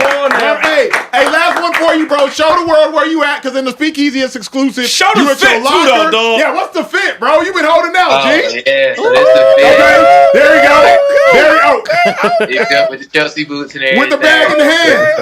Yeah, with the bag. Yeah. Okay. My dog, Fresh. True player. Hey, appreciate you taking the time, G. You stay healthy. Y'all keep balling. For sure, appreciate it. My dog. He can't Can I just say something real quick? Yes, sir. I had to look up that young brother's age. He is only 27 years old. Yeah. Bear, why can't you be that kind of 27-year-old, man? He's mature. He's well dressed. He wearing He suits. speaks eloquently. He immediately shouted out his girl. Yo, the guy Immediately. He shot out his girl. He would never say something like, I'm real close with her. Shout He your girl out. would never say. Yeah, he would never come out here like, Every lover shout her out. Close He to shout her Justin out. Fields. He immediately addressed her. Immediately set the tone. That's a 27-year-old. That's a legit That's how the 27-year-old. hell you be 27. Wait, how old are you though? 27. Oh, 27, come on, yeah. man. Worlds apart. I'm sorry. Completely. I just had to. It had to be said. I'm sorry, brother. Yeah, of That's course. well said. We keep it honest. We doing the We keep it honest in the Speakeasy. It's like dark and light, like liquor. No, I'm saying like the difference, like Oh, night and day. Night and day. Night and day. Dark Okay, and light, yeah. Sun and moon. Tall and short, like Dang, dang, that's a 27-year-old. You sure you're 27? Hey, Through and through. Hey, just because y'all were 27 a whole decade ago doesn't mean that y'all can come at me for how I'm 27. I would love to see way back in the day when y'all were 27, Unk 1, Unk 2, and Unk 3. Okay? Listen, man. We got a lot of 3+ up in here. A lot Hey, of to be 3. fair, I had an 8-year-old at 27, so my level of maturity, you know what I mean? That don't apply to me. One thing, you had to try somebody else. Listen, man. You like roller coasters? Because if you was rocking with me at 27, dog, you might not want to go Something back. else. You might want to stay there. Yeah, I would love to interview Shady at 27 Yeah, and see if he had that. He a New England Patriot. That's the way he is. Bill Belichick's been gone for some years, but his remains. energy still remains. That aura, that erudition, it remains. He just gave us, we're on to Cincinnati. When you asked him about the Bills, he said, we're on to Cincinnati. You know, we take it one week at a time. Yeah, I ain't on that. I ain't never on that. Yeah, you know what? You're right. Come on now. Right. Yeah, that was calm. Yeah, I ain't with that. I would have said them Bills trash. Yeah. That's what I would have said. Yeah. You know what, Karen? You right, Karen. Come on now. Oh, wait, Karen. You right, Karen. Yeah. Call them Karen Breast. Look, we got to keep it moving here. We're going to keep it AFC. We just heard from one of the top contenders in the AFC. On the other end of the spectrum, the Ravens fighting for their lives right now. Bleacher Report named Ravens quarterback Lamar Jackson is the most overrated quarterback in the NFL. LaShawn, you saw this earlier and said fake news or news from people who never put cleats on. The quote, it doesn't make sense whatsoever. Lamar Jackson, the most overrated quarterback in the entire National Football League. Fellas, how do y'all feel about this? I ain't talking about it, bro. I'll show go. Like, what are we talking about? Lamar Jackson? Yes. It's one of the best players that ever played a game. He's a 2-time MVP. Overrated? What? That's crazy. It's dumb as hell. Like, if you want to criticize Lamar Jackson for underperforming in the playoffs, fine. But you're not going to say a 2-time MVP, a generational talent, a generational player, a unanimous MVP is overrated. You're not going to say somebody who never misses the playoffs whenever he plays is overrated. You're not going to say somebody that's about to drag the Ravens from the pits of hell and ascend them back to the heavens of the AFC North is overrated. You're not going to say somebody that every defender is afraid to play is overrated. If you think Lamar Jackson's overrated, ask a defender. Ask DeMeco Ryans. DeMeco Ryans said that Lamar Jackson should have been the MVP last year. I called a Houston Texans coach and said, hey, bro, y'all played Josh Allen and y'all played Lamar Jackson. Who's better? He just laughed. He said, bruh, what Lamar Jackson did to us was something crazy. So to say that Lamar Jackson's overrated is one of the most asinine things I've ever heard. And like Shady said, I don't always like saying, bro, it's because you ain't never played, but this is I haven't played take. I'm curious. This isn't coming from players. I refuse to believe that. You know why I say that, though? You haven't put cleats on because there's certain things that you might not understand. When you put your cleats on and you play against a guy like Lamar Jackson, you are scared to death. Yeah. Because he is so good and so talented. There's things that he can do that other people can't do. That's what I'm saying about putting the cleats on. And another thing, right? This is what I hate about this game of football. You take a guy like Lamar Jackson who's so great, the things he's done, the things you watch him do, and they can say he's overrated.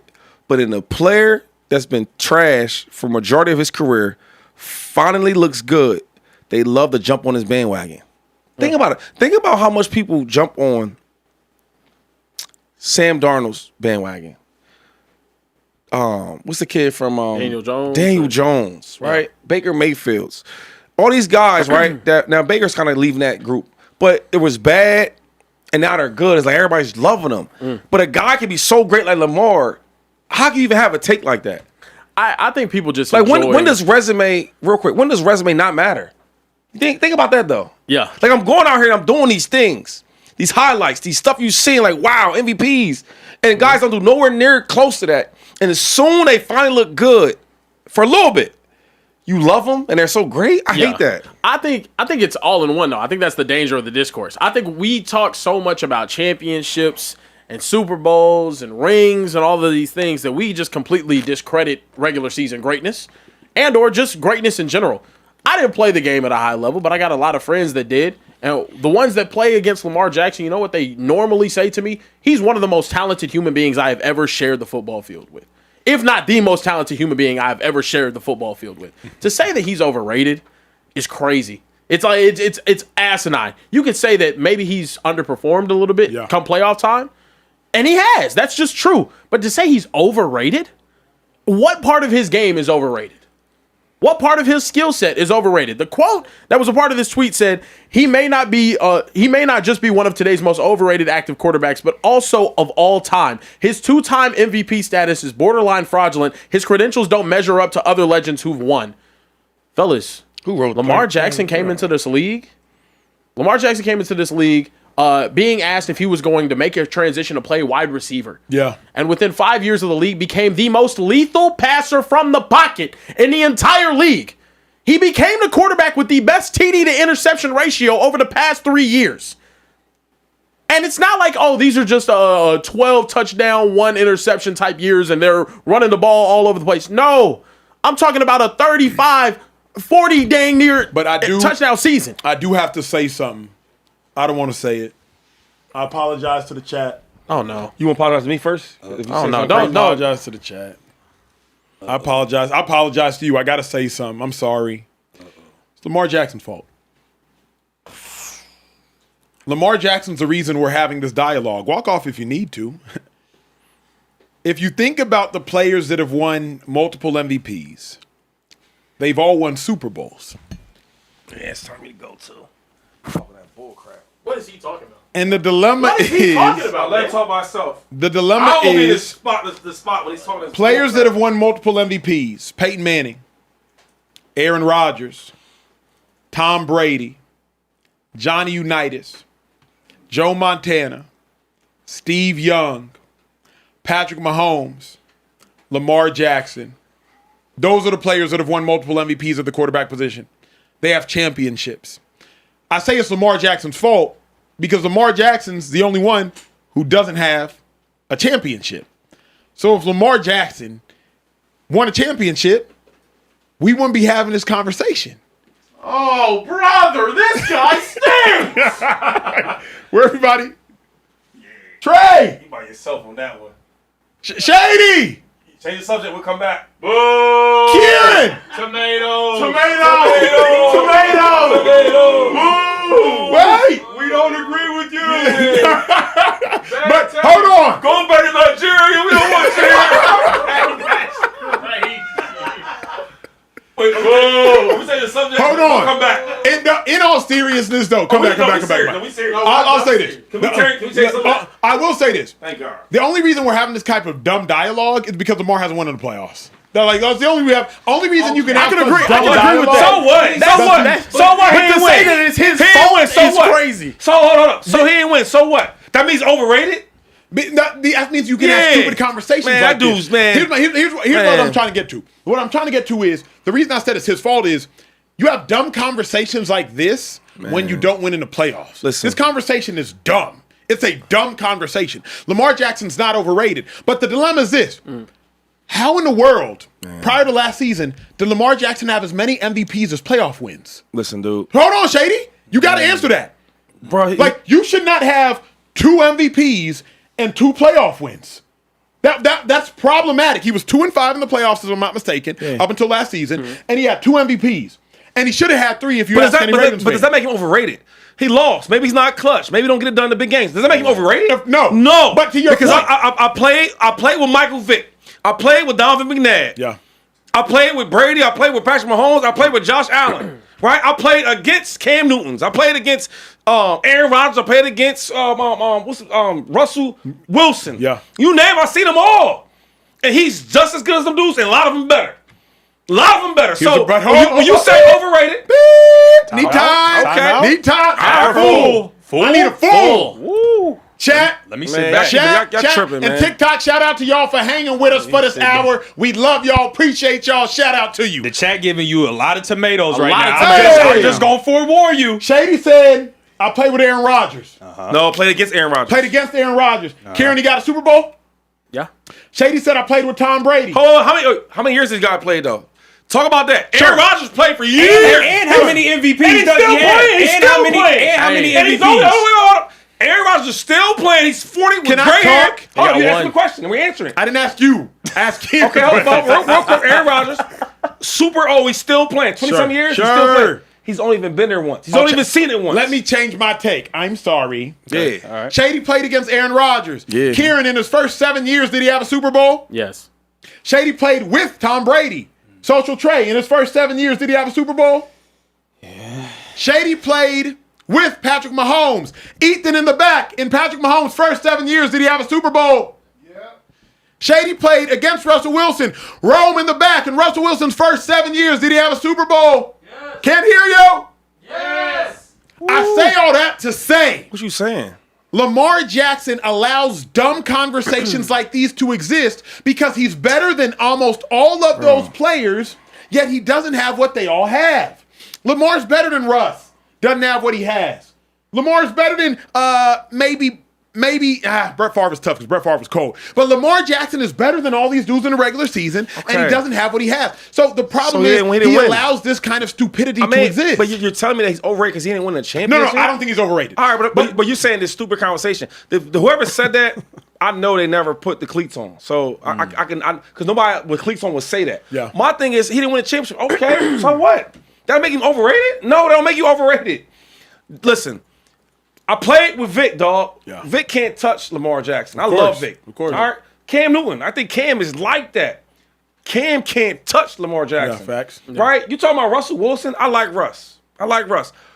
Russ can't touch Lamar Jackson on the most being respectful as possible. But here's my problem, though. So when we talk about overrated, it shouldn't be a question. But I'm not disagreeing with y'all. I'm glad y'all still here for this. But here's the thing, though, bro. Mike Vick, I think in his second year in the league, NFC Championship Mike's game. not touching him, He's bro. not. But in his second year in the league, he got as far as Lamar Jackson's gotten in 8 years. And what's that mean to you? What does that mean to you? The goal of the game is to win. His team went farther. Okay, cool. That's everything, Shady. That's everything. I can't go that. Would you say do that. Peyton Manning, through 8 years of his career, had 2 MVPs, We have made these it to a Super conversations. Bowl? We have these same conversations. You would say he was overrated. People did. We had these conversations. I did it last year on our show. Look up how people talk. You know this. You from Indy. Yep. How people talked about Peyton through them first 9. He can't get it done. He can't win the big one. That's he fair. can't beat Tom Brady. Yeah, he's fair. not clutch. You know what I mean? Like, Let's say Lamar's not clutch. I could take that. Okay, cool. But when you start talking about like trying to dim his light and he's not as great as he is, because this is what I tell people though.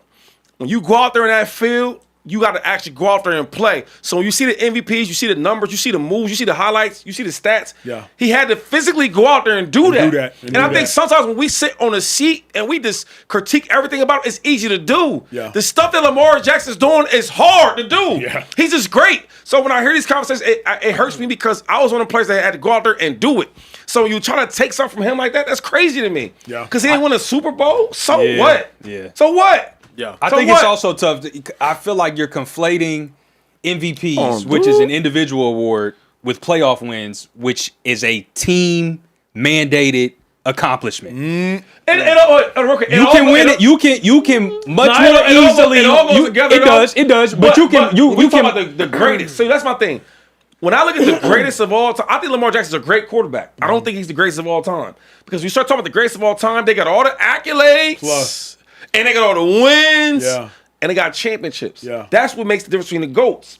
But what I'm saying is like Lamar is a great effing player. Yeah. He just might not be the best. That's okay. It's the overrated word that bothers Shady. Overrated. It's like yo. He's properly I want rated. to find out who said this, yo, and I really want to like talk to him real mean and dirty, yo, because the stuff you talking about Lamar Jackson. I don't know Lamar Jackson's father. You know what I'm saying? Yeah. I haven't seen. I've seen his mom and all that. Yeah. His dad must have been a super crazy great athlete. You see how Lamar be moving? Yeah. Yeah. Dog.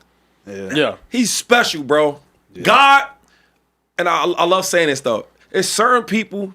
Okay, hold up. It's certain women that God made like, oh my God, like how? And there's certain athletes you're like, oh my God. When you look at Lamar, you look at like LeBron's, Shohei.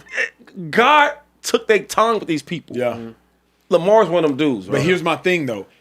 Here is why this dumb article deserves a conversation. Because every player, literally, if y'all just give me enough time, if y'all woo-saw enough to hear me, literally every player we've mentioned Lamar with has won a championship. Shady said Lamar. He said Shohei. He said LeBron. Shady said Rodgers. He said Russ. He said Mahomes. He said Brady. I said Unitas. I said Favre. I said Montana. Lamar is in this category with all of these people talent-wise. But he the only one without a ring? Is his career over? No, of course not. Because we talking like his career's over. No, I'm not. But I'm saying this, it's like, oh, you're right. He had a terrible defense his whole career. No, he didn't. Wait, he had 4 top 5 defenses in his first 7 years in football? I can't do You know what? He had a terrible coach his whole career. Wait, John Harbaugh won a Super Bowl with Joe Flacco? General manager must have been awful. Wait a second, Ozzie Newsome was there? His organization he played with must have been terrible. Wait, the Ravens are one of 5 organizations to win 2 Super Bowls since the turn of the century?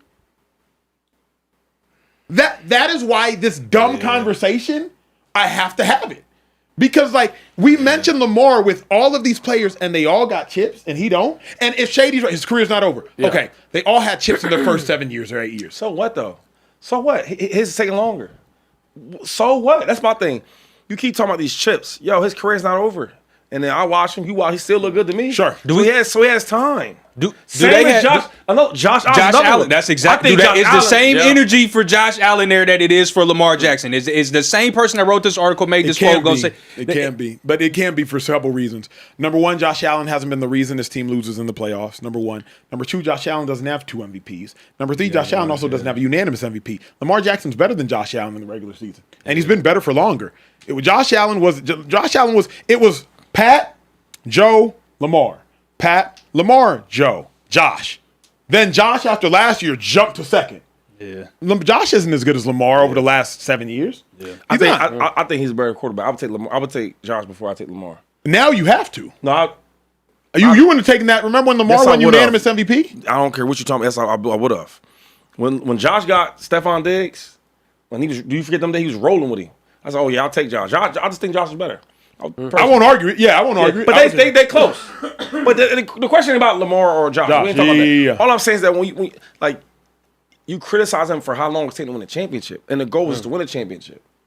You criticize him for how soon he didn't get it done. Like, I don't care about that. Yeah. He had a long time to get it done. Right? You're right. All right, so let him grow. Yeah. This conversation with Lamar is like, It's crazy. it's beyond me. It is, yeah. It is beyond me, for sure.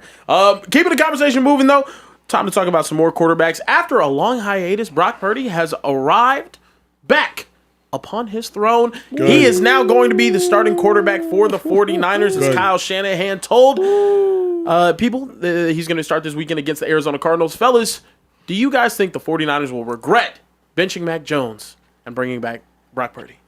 Hell no.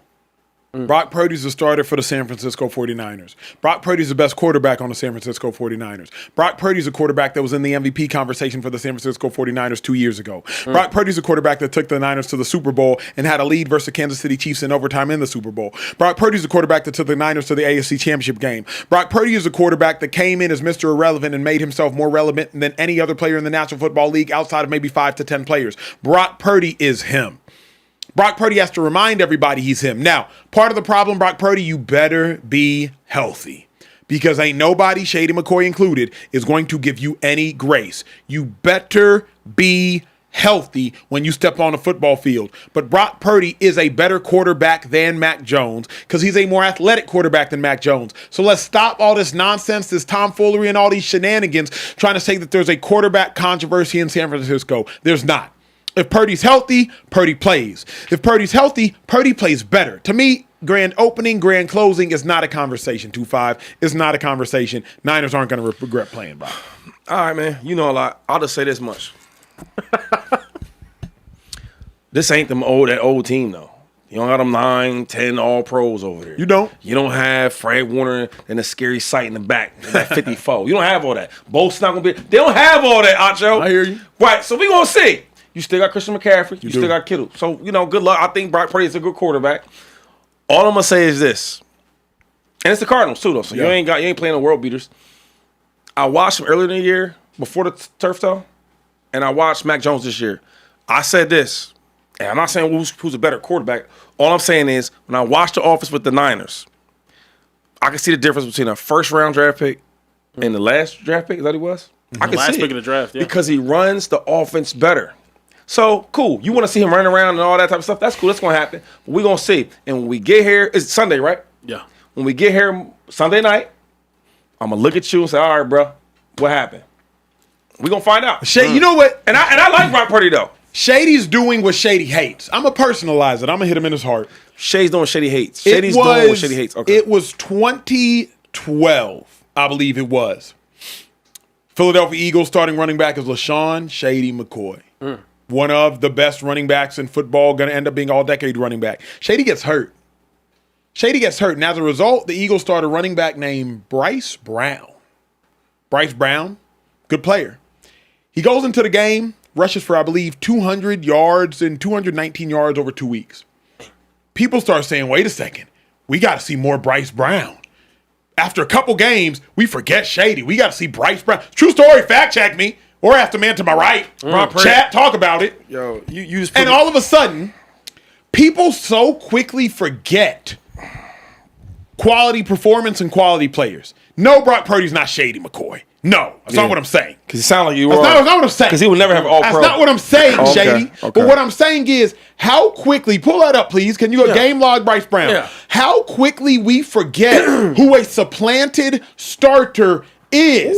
After a couple games, Bryce Brown has 19 for 178 and 2 tugs on November 26, 2012. I do this football thing, people. The very next week, he has 24 carries for 169 yards on December 2nd. And all of a sudden, people in Philly are trying to say, we need to see Bryce Brown more.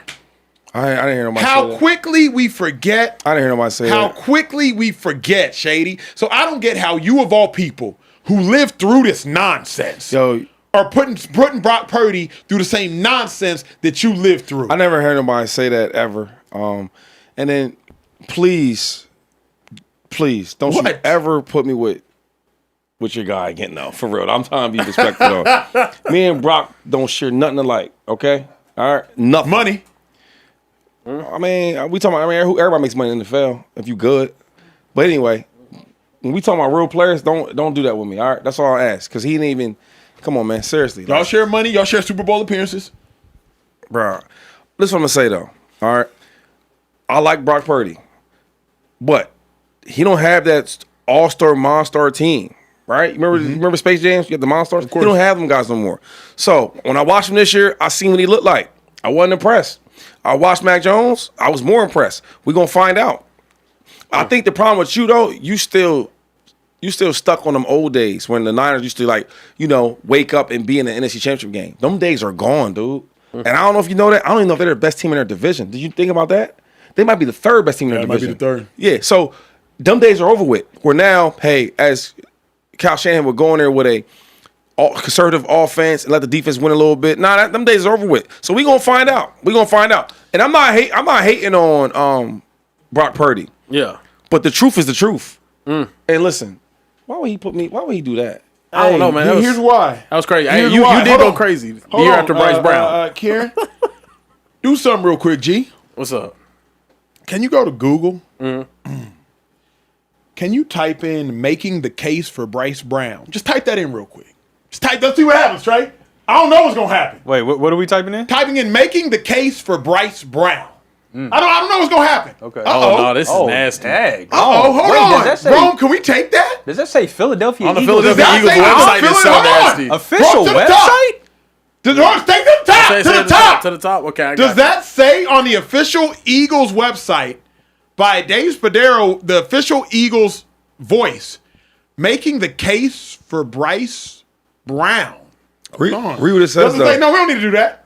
In his first start since high school senior season, Brown tore up the Panthers for 178 rushing yards and 2 touchdowns. Well, he ain't started since high school?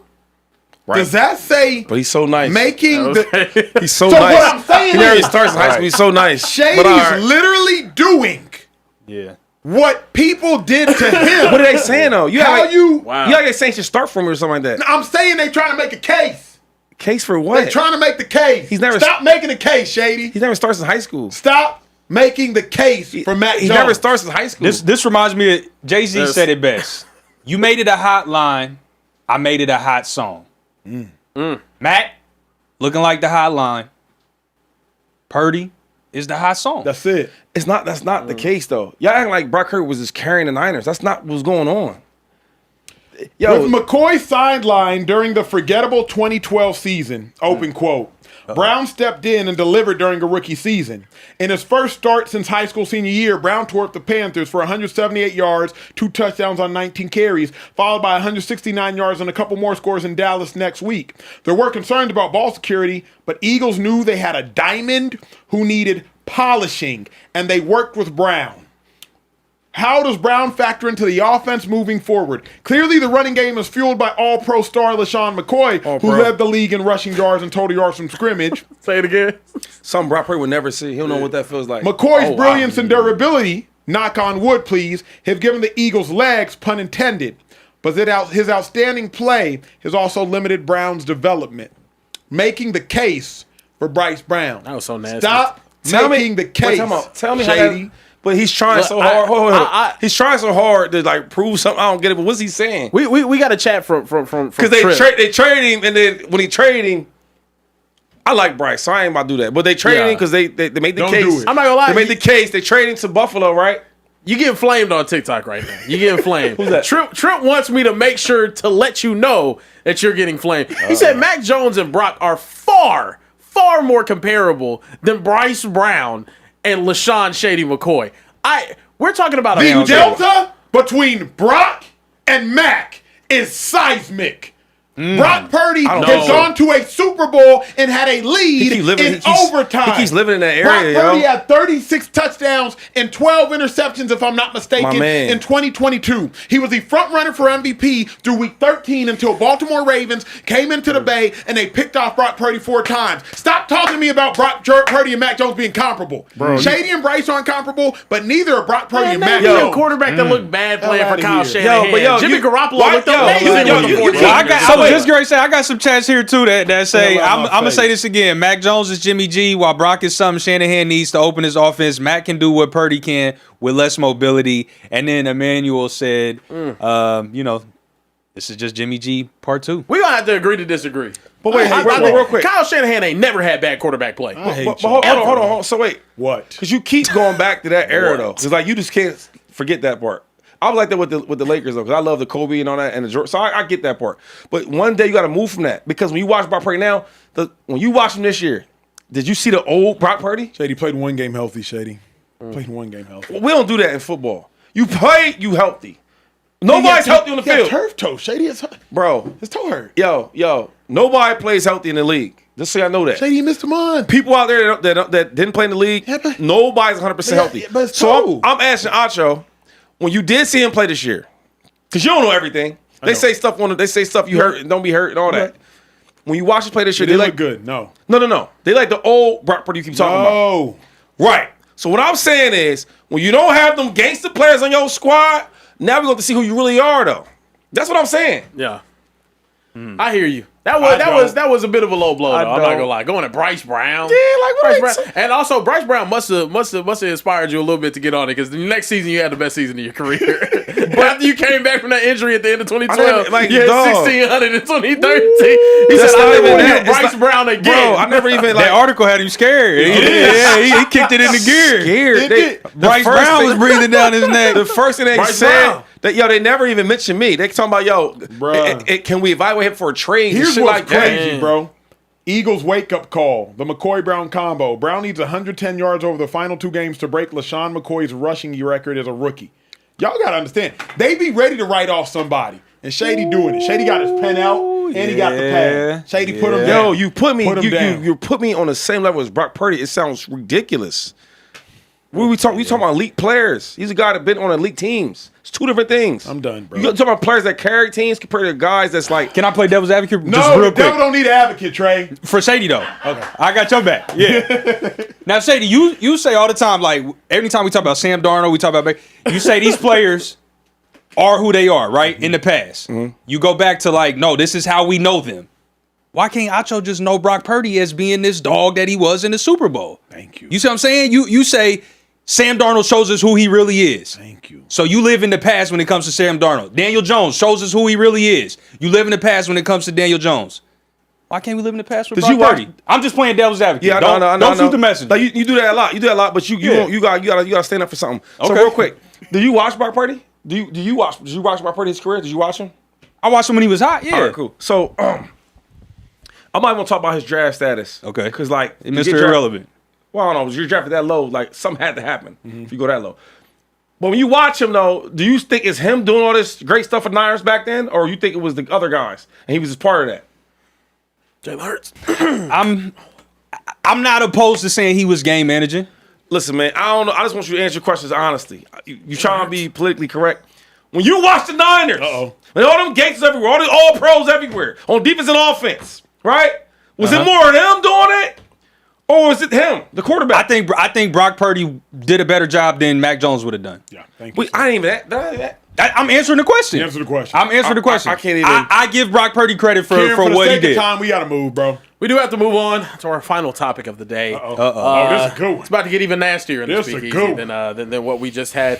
Klay Thompson and Patrick Beverley got into it. I've never seen Patrick Beverley make people more mad off of the court than he did on the court. I didn't think that was possible, but he has managed to do it. And this one, I don't even really think was all him. Patrick Beverley was on a podcast with Jason White Chocolate Williams, and Klay Thompson was upset for Jason Williams referring to his girlfriend Megan Thee Stallion as, I'll say, cat. Mm-hmm. Yeah, we'll say that on the podcast. He need to get slapped for that. Essentially, the story was Jason Williams was telling a story about him dating Megan Thee Stallion, and then referred to he had an old country adage, which was, do you want to play the clip or Play the clip. Okay, because essentially what he's getting to is play the clip. Klay hasn't been as good since he's been dating Meg. Yeah. Well, I'll let you guys listen. Y'all steady trying to get him a pass. I ain't never seen Klay not shoot it like this. And for him to say I'm out of my prime, like, come on, Klay, like, come on. He said that? Yeah. How many? Love. Yeah, he's got a beautiful. So yeah, speaking of BBL, yeah. I'm from West Virginia, man. I've been taught a lot. by some old folks, old white folks. It only takes one pussy to drag a battleship across the desert. That's how powerful it is. So Most wars are. It got something to, you know what I'm saying? Klay Thompson, I ain't saying that's what it is, but that might be what it is.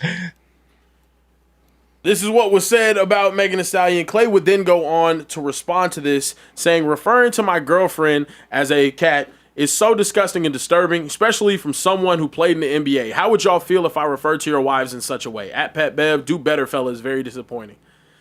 How do we feel about this entire interaction? Yeah, we know what it is, though. They can get that off of Klay. You know what I mean? Because Klay ain't really into all that. Klay's a good dude. I love Klay. He want to settle that about Draymond Green, though. You know why? Because he probably got punched in his mouth. That's how this podcast stuff works, though. I hate that. Like, respect the man, woman. You know what I'm saying? And then why are we talking about women in that fashion anyway? You got kids and all that. I don't care if you're from West Virginia or from wherever you from. Like, you got to be respectful, though. Another thing is, I hate when players, right, that ain't as good as certain players be trying to talk crazy about them. Like, you trying to come at Klay. Y'all can't even touch Klay on his worst day. Jay will, too.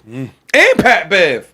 Like, I just, like, sometimes, yo, we do take it too far with some of this stuff. Like, yo, you referring to the dude's woman as a vagina, dude? That's crazy.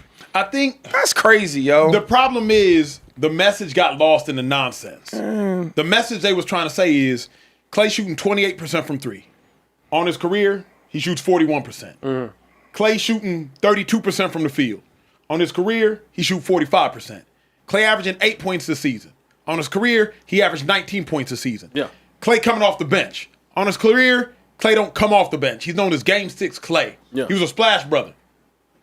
Now I think they're trying to get to why is Klay playing so bad? Not only is he playing a much more limited role, Klay's playing incredibly terrible, and they're like, maybe Meg Thee Stallion has something to do with it. Now, correlation and causation are two very different things. Sure, is there a correlation that Klay's performance has statistically declined drastically since he's been dating Meg? Sure. Is that the causation? I don't think so. But there is absolutely a correlation. You're a Mavericks fan. You know Klay Thompson isn't even a factor at all. First of all, I'm a Warriors fan. So Klay, one of my favorite players. Klay's last year the Warriors, they wasn't the same. He goes to Dallas. Yeah. He was okay. He wasn't going to keep going this. What he's doing, his career is going like this. He's older. He's not in his prime. Yeah. There was a certain time where Klay was a lockdown defender and he shot the ball well and he was a scorer. Yeah. He's not that no more. Sure. Everybody goes through that. We ain't talking about. But here's the problem. Hold up. Pat Bev, like, I mean, his career was crazy anyway. But like when players get older, another thing about Klay, real quick, because I'm starting to go everywhere because I'm thinking about it. The dude's all hurt and banged up. It tore his knee up. I think it's Achilles. His Achilles. Was he have Achilles? He had all the type of stuff. So what I'm saying is like he's not the same. He don't got the same elevation. He's not the same player. Sure. You know, elevate nowhere the same. The problem is this though, like if you've been watching the Mavs and if you've been watching Klay like you said over the last 3 years, which you have, at minimum the percentages have stayed the same. The output hasn't been the same, right? To Shady's point, 18 points per game 3 years ago, 14 points per game last year, 8 points per game this year. But percentage-wise, he shot 50% from three, 48% from three. Last year? Excuse me, 2 years ago. He shot from two, 50%, 48%, 40%. From the field, he shot 43%, 41%. Now he's shooting 32%. But time out. Like, hold on. He's falling off a cliff this year. But dog, he's older. He's all hurt. He's been hurt for the last couple of years, so it's going to do this. What are we talking? That's you know what else? It's dramatic. Back to your point about correlation versus causation, right? You know what else has happened to Klay? His dog died. Why don't we talk about that? How do we know that can't be Megan is the hot thing to say. She's the hot topic. She's the cool thing to say. Reasons. She's the scapegoat. She's the easy thing to be like, oh, he's with a baddie now, so that's why his game's falling off. His dog at 13 years, you know, died too. Why we don't say that? Because it's not hot. It doesn't sell. This is stupid. It's dumb. It's petty.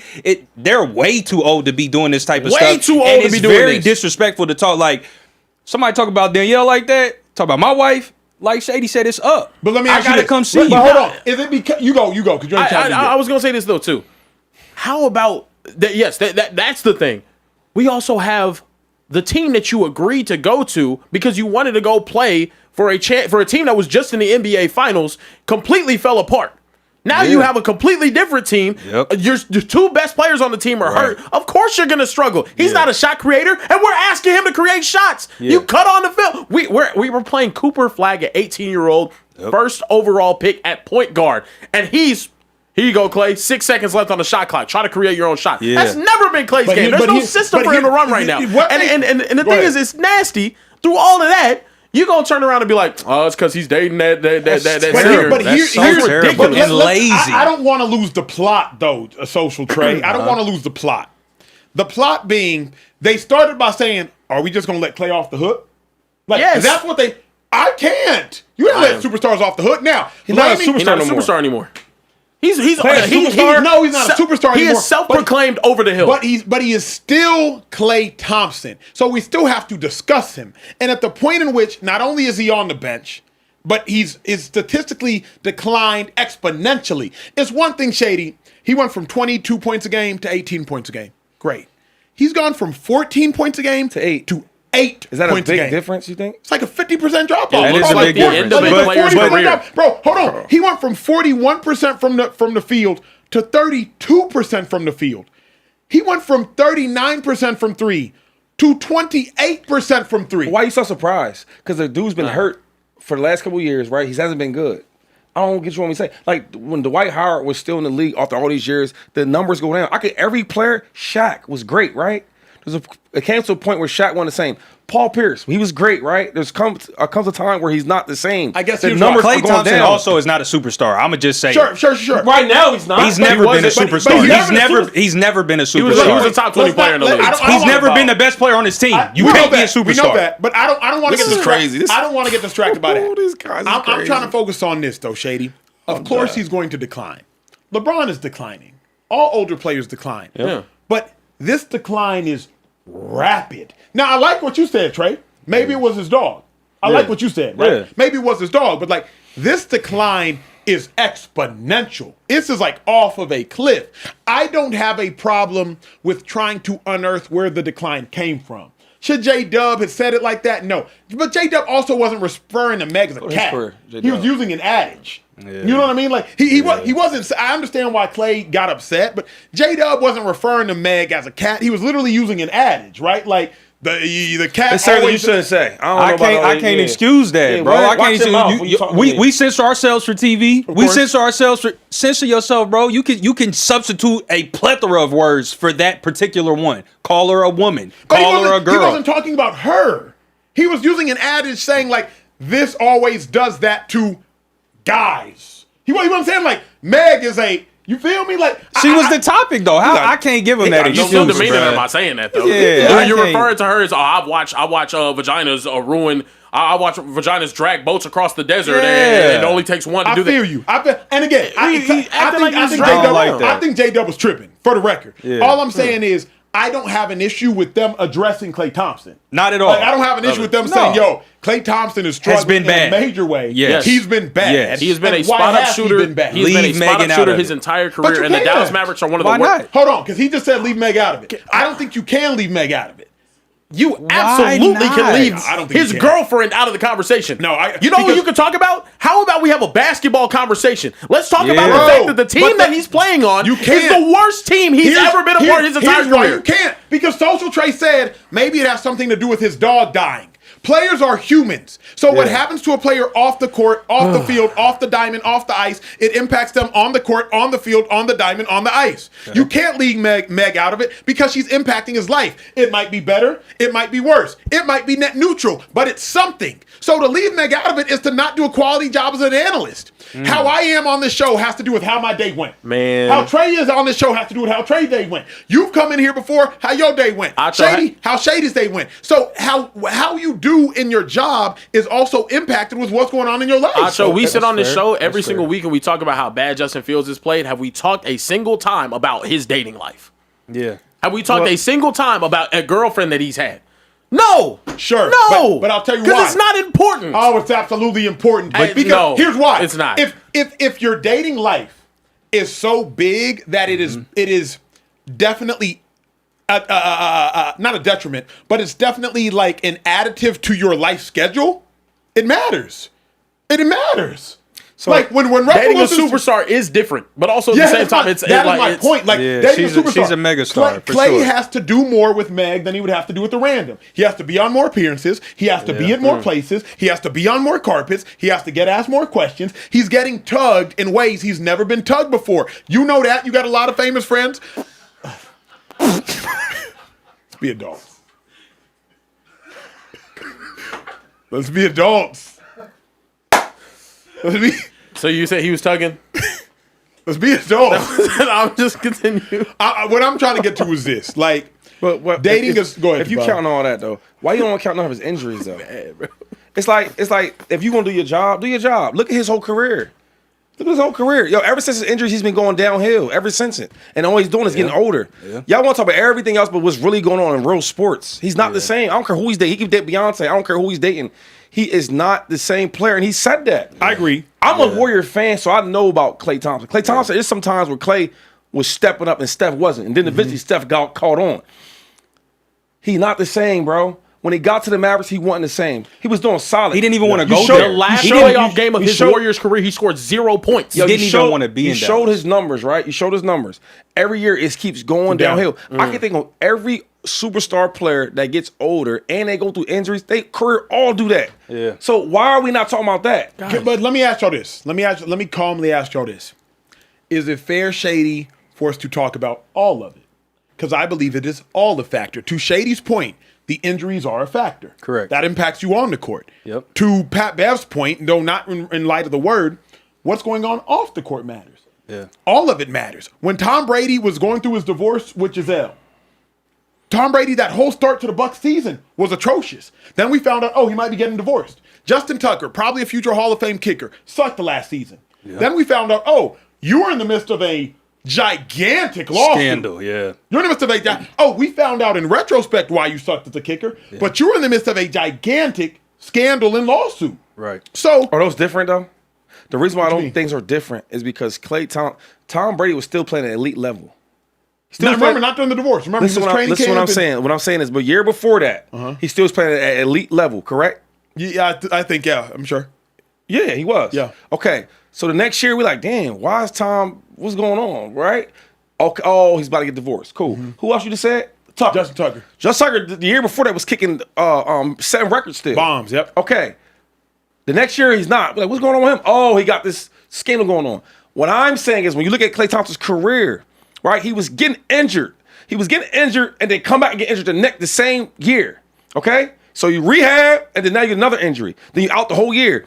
If you watch Klay Thompson's career, it was like getting like this. Went up, injuries come down, and he's getting older. The difference between him and them other guys you're talking about is them guys are still playing at a high level. He wasn't.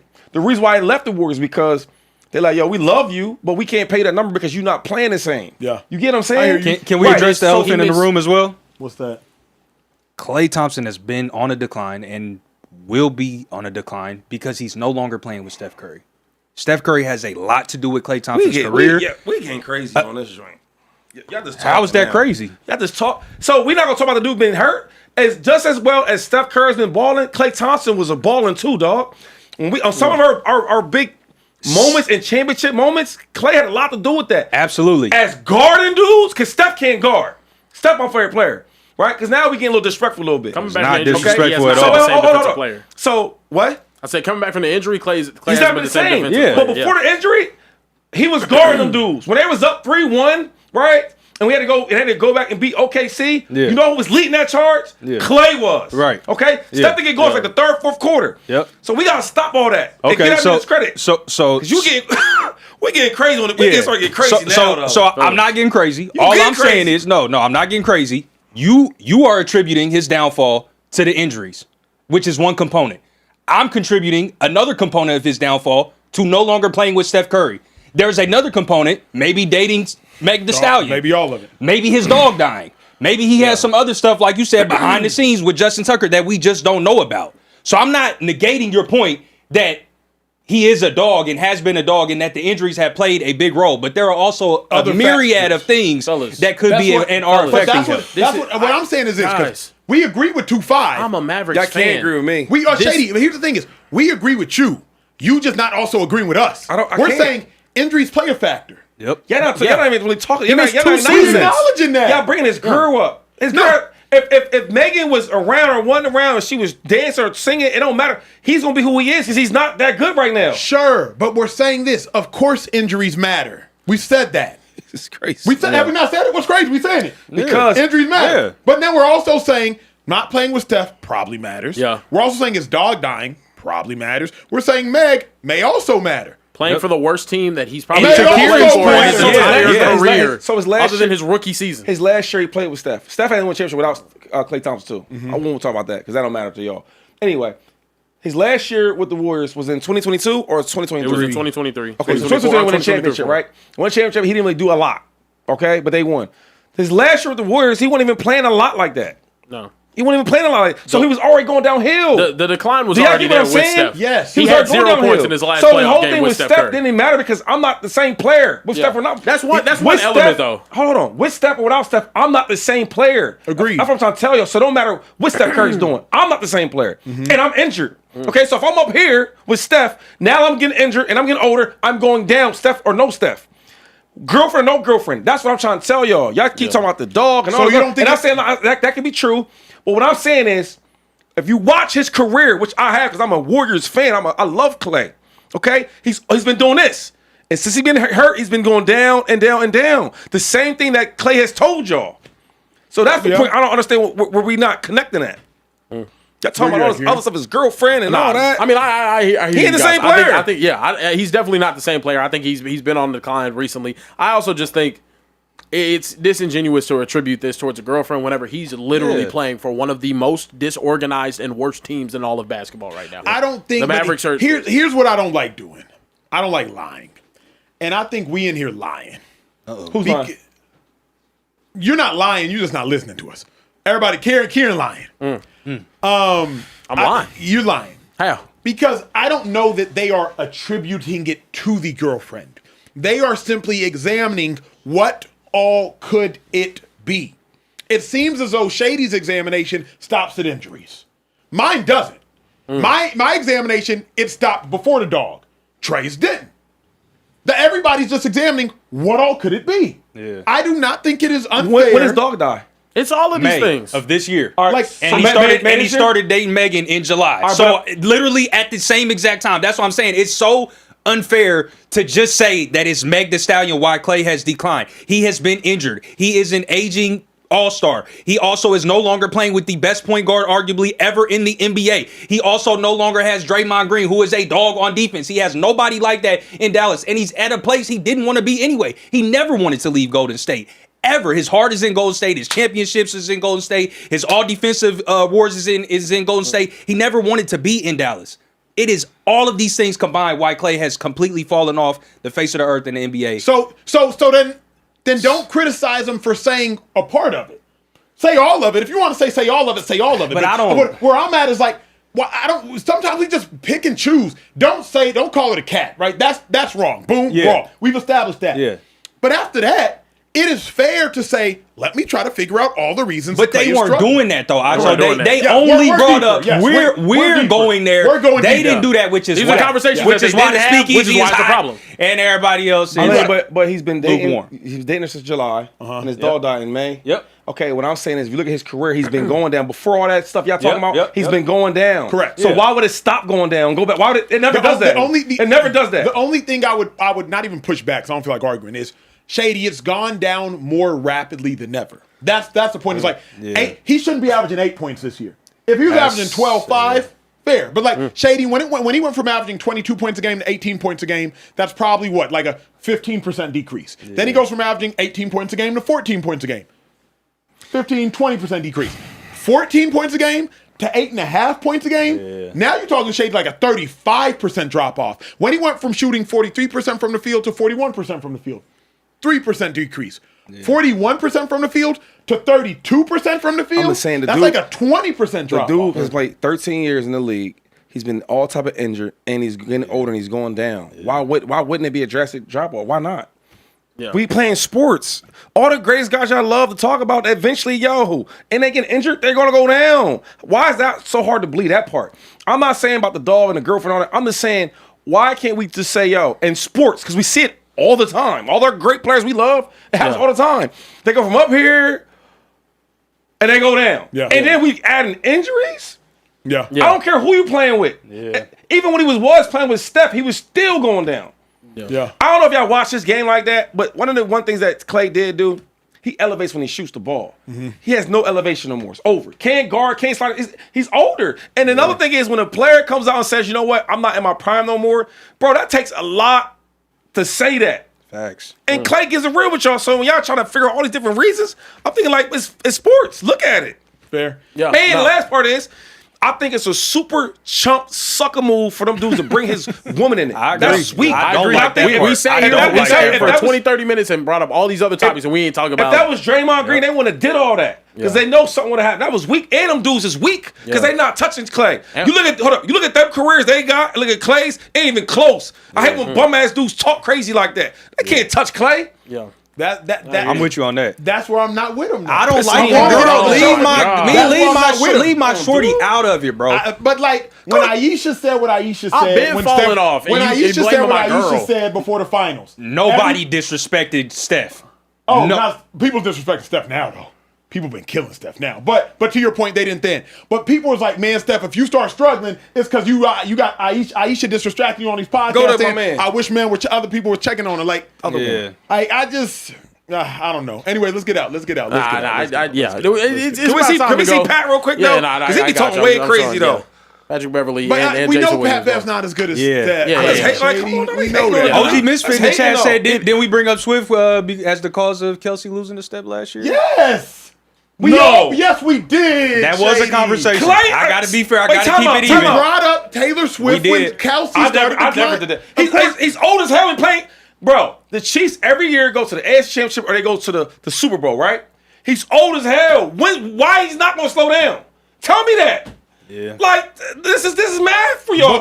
But we brought it up. I didn't bring it up. I won't bring that up. You stay above that. You don't mess with the funny business like that. But the whole world said, is Travis too distracted? Is Travis off the field too distracted? Travis was going to baseball games. When Russ started dating Sierra, we did the same thing. But time out, is Russ too distracted? Is Russ this and that? But it's a difference because you played the game. You talking about some media stuff. The dudes that got big guts and they can't see, they blind, and they don't know. They don't know, but you know. You know how hard it is to play in the league. You know when you the main focus on the defensive side. You know how hard it is when you got to play a whole season and you go to the Super Bowl. And then you do it again. You do it again. You have no real off season. So hold up. Yep. So now you not only are you hurting, are you sore, and your body's all beat up. You got to do it again, and you getting the best defense you gonna get at you. You know that. I do. But here's what I also know, because I'm not so far in the forest that I can't see the trees. I also know I've seen. Hold on. I didn't ask for the music yet. Hold on. I also. My bad. They trying to give us the Halle Berry treatment. They trying to sing us off the stage. They gave us the Oscars treatment because he know the game, man. I also know I've seen players come to work distracted because of what they had going on off the field. I've seen players walk into in the practice and walk in the games, arguing with their girl, arguing with their baby mama, arguing with their side chick, arguing with their wife. I've seen it happen. I've also seen you be like, dang, bro, why ain't you locked in? Man, me and old girl been going through it. I've seen it happen. Yeah. So I'm just not going to discount any attribution to Meg. I don't think it's Meg, but I'm not going to call somebody an idiot for bringing up the off the field. It matters too. Anyway, now you can play the music, Ethan. Yeah. Look, we got to get up out of here. It's time to close up shop. What a show. My mom said, "Don't ever call me a liar again. Otherwise, you got to see her, Acho." And my mom said that. My mom said that. You said I was lying. Bear. My mom said, yeah. She said, "Not my baby, a liar." She said, yeah. Get him, They got a lot of tomatoes in the comments as well. Get him, Mama. For that whole conversation. That was good. We got to get up out of here. We will be back here on Sunday night. And you know what that means. You know who's playing on Sunday night, fellas? I believe it's the Eagles. Philadelphia Eagles. You know, primetime games. You know, Lions. It's the Lions, yeah. I believe it's is that Lions? Is that this Sunday? Yeah. Am I mistaken? Eagles. Wow. Yeah, That's Lions Sunday night, Eagles on Sunday night. So you know what that means. The Speakeasy is going to be on absolute fire. Nuts, we will be back on Sunday night. Same crew that you got right here. For Care Bear Kieran, LaShawn Shady McCoy, Emmanuel Acho, Social Trey, and everyone in the back. Make some noise in the back. What a show. Hey, shout out to TikTok too. Shout out to everyone on TikTok, man. You guys were amazing. Go ahead and hit that follow button. We're going to be going live here on TikTok a whole lot more often as well. So we appreciate you guys watching. Until next time, we'll see you right here in the Speakeasy. Peace.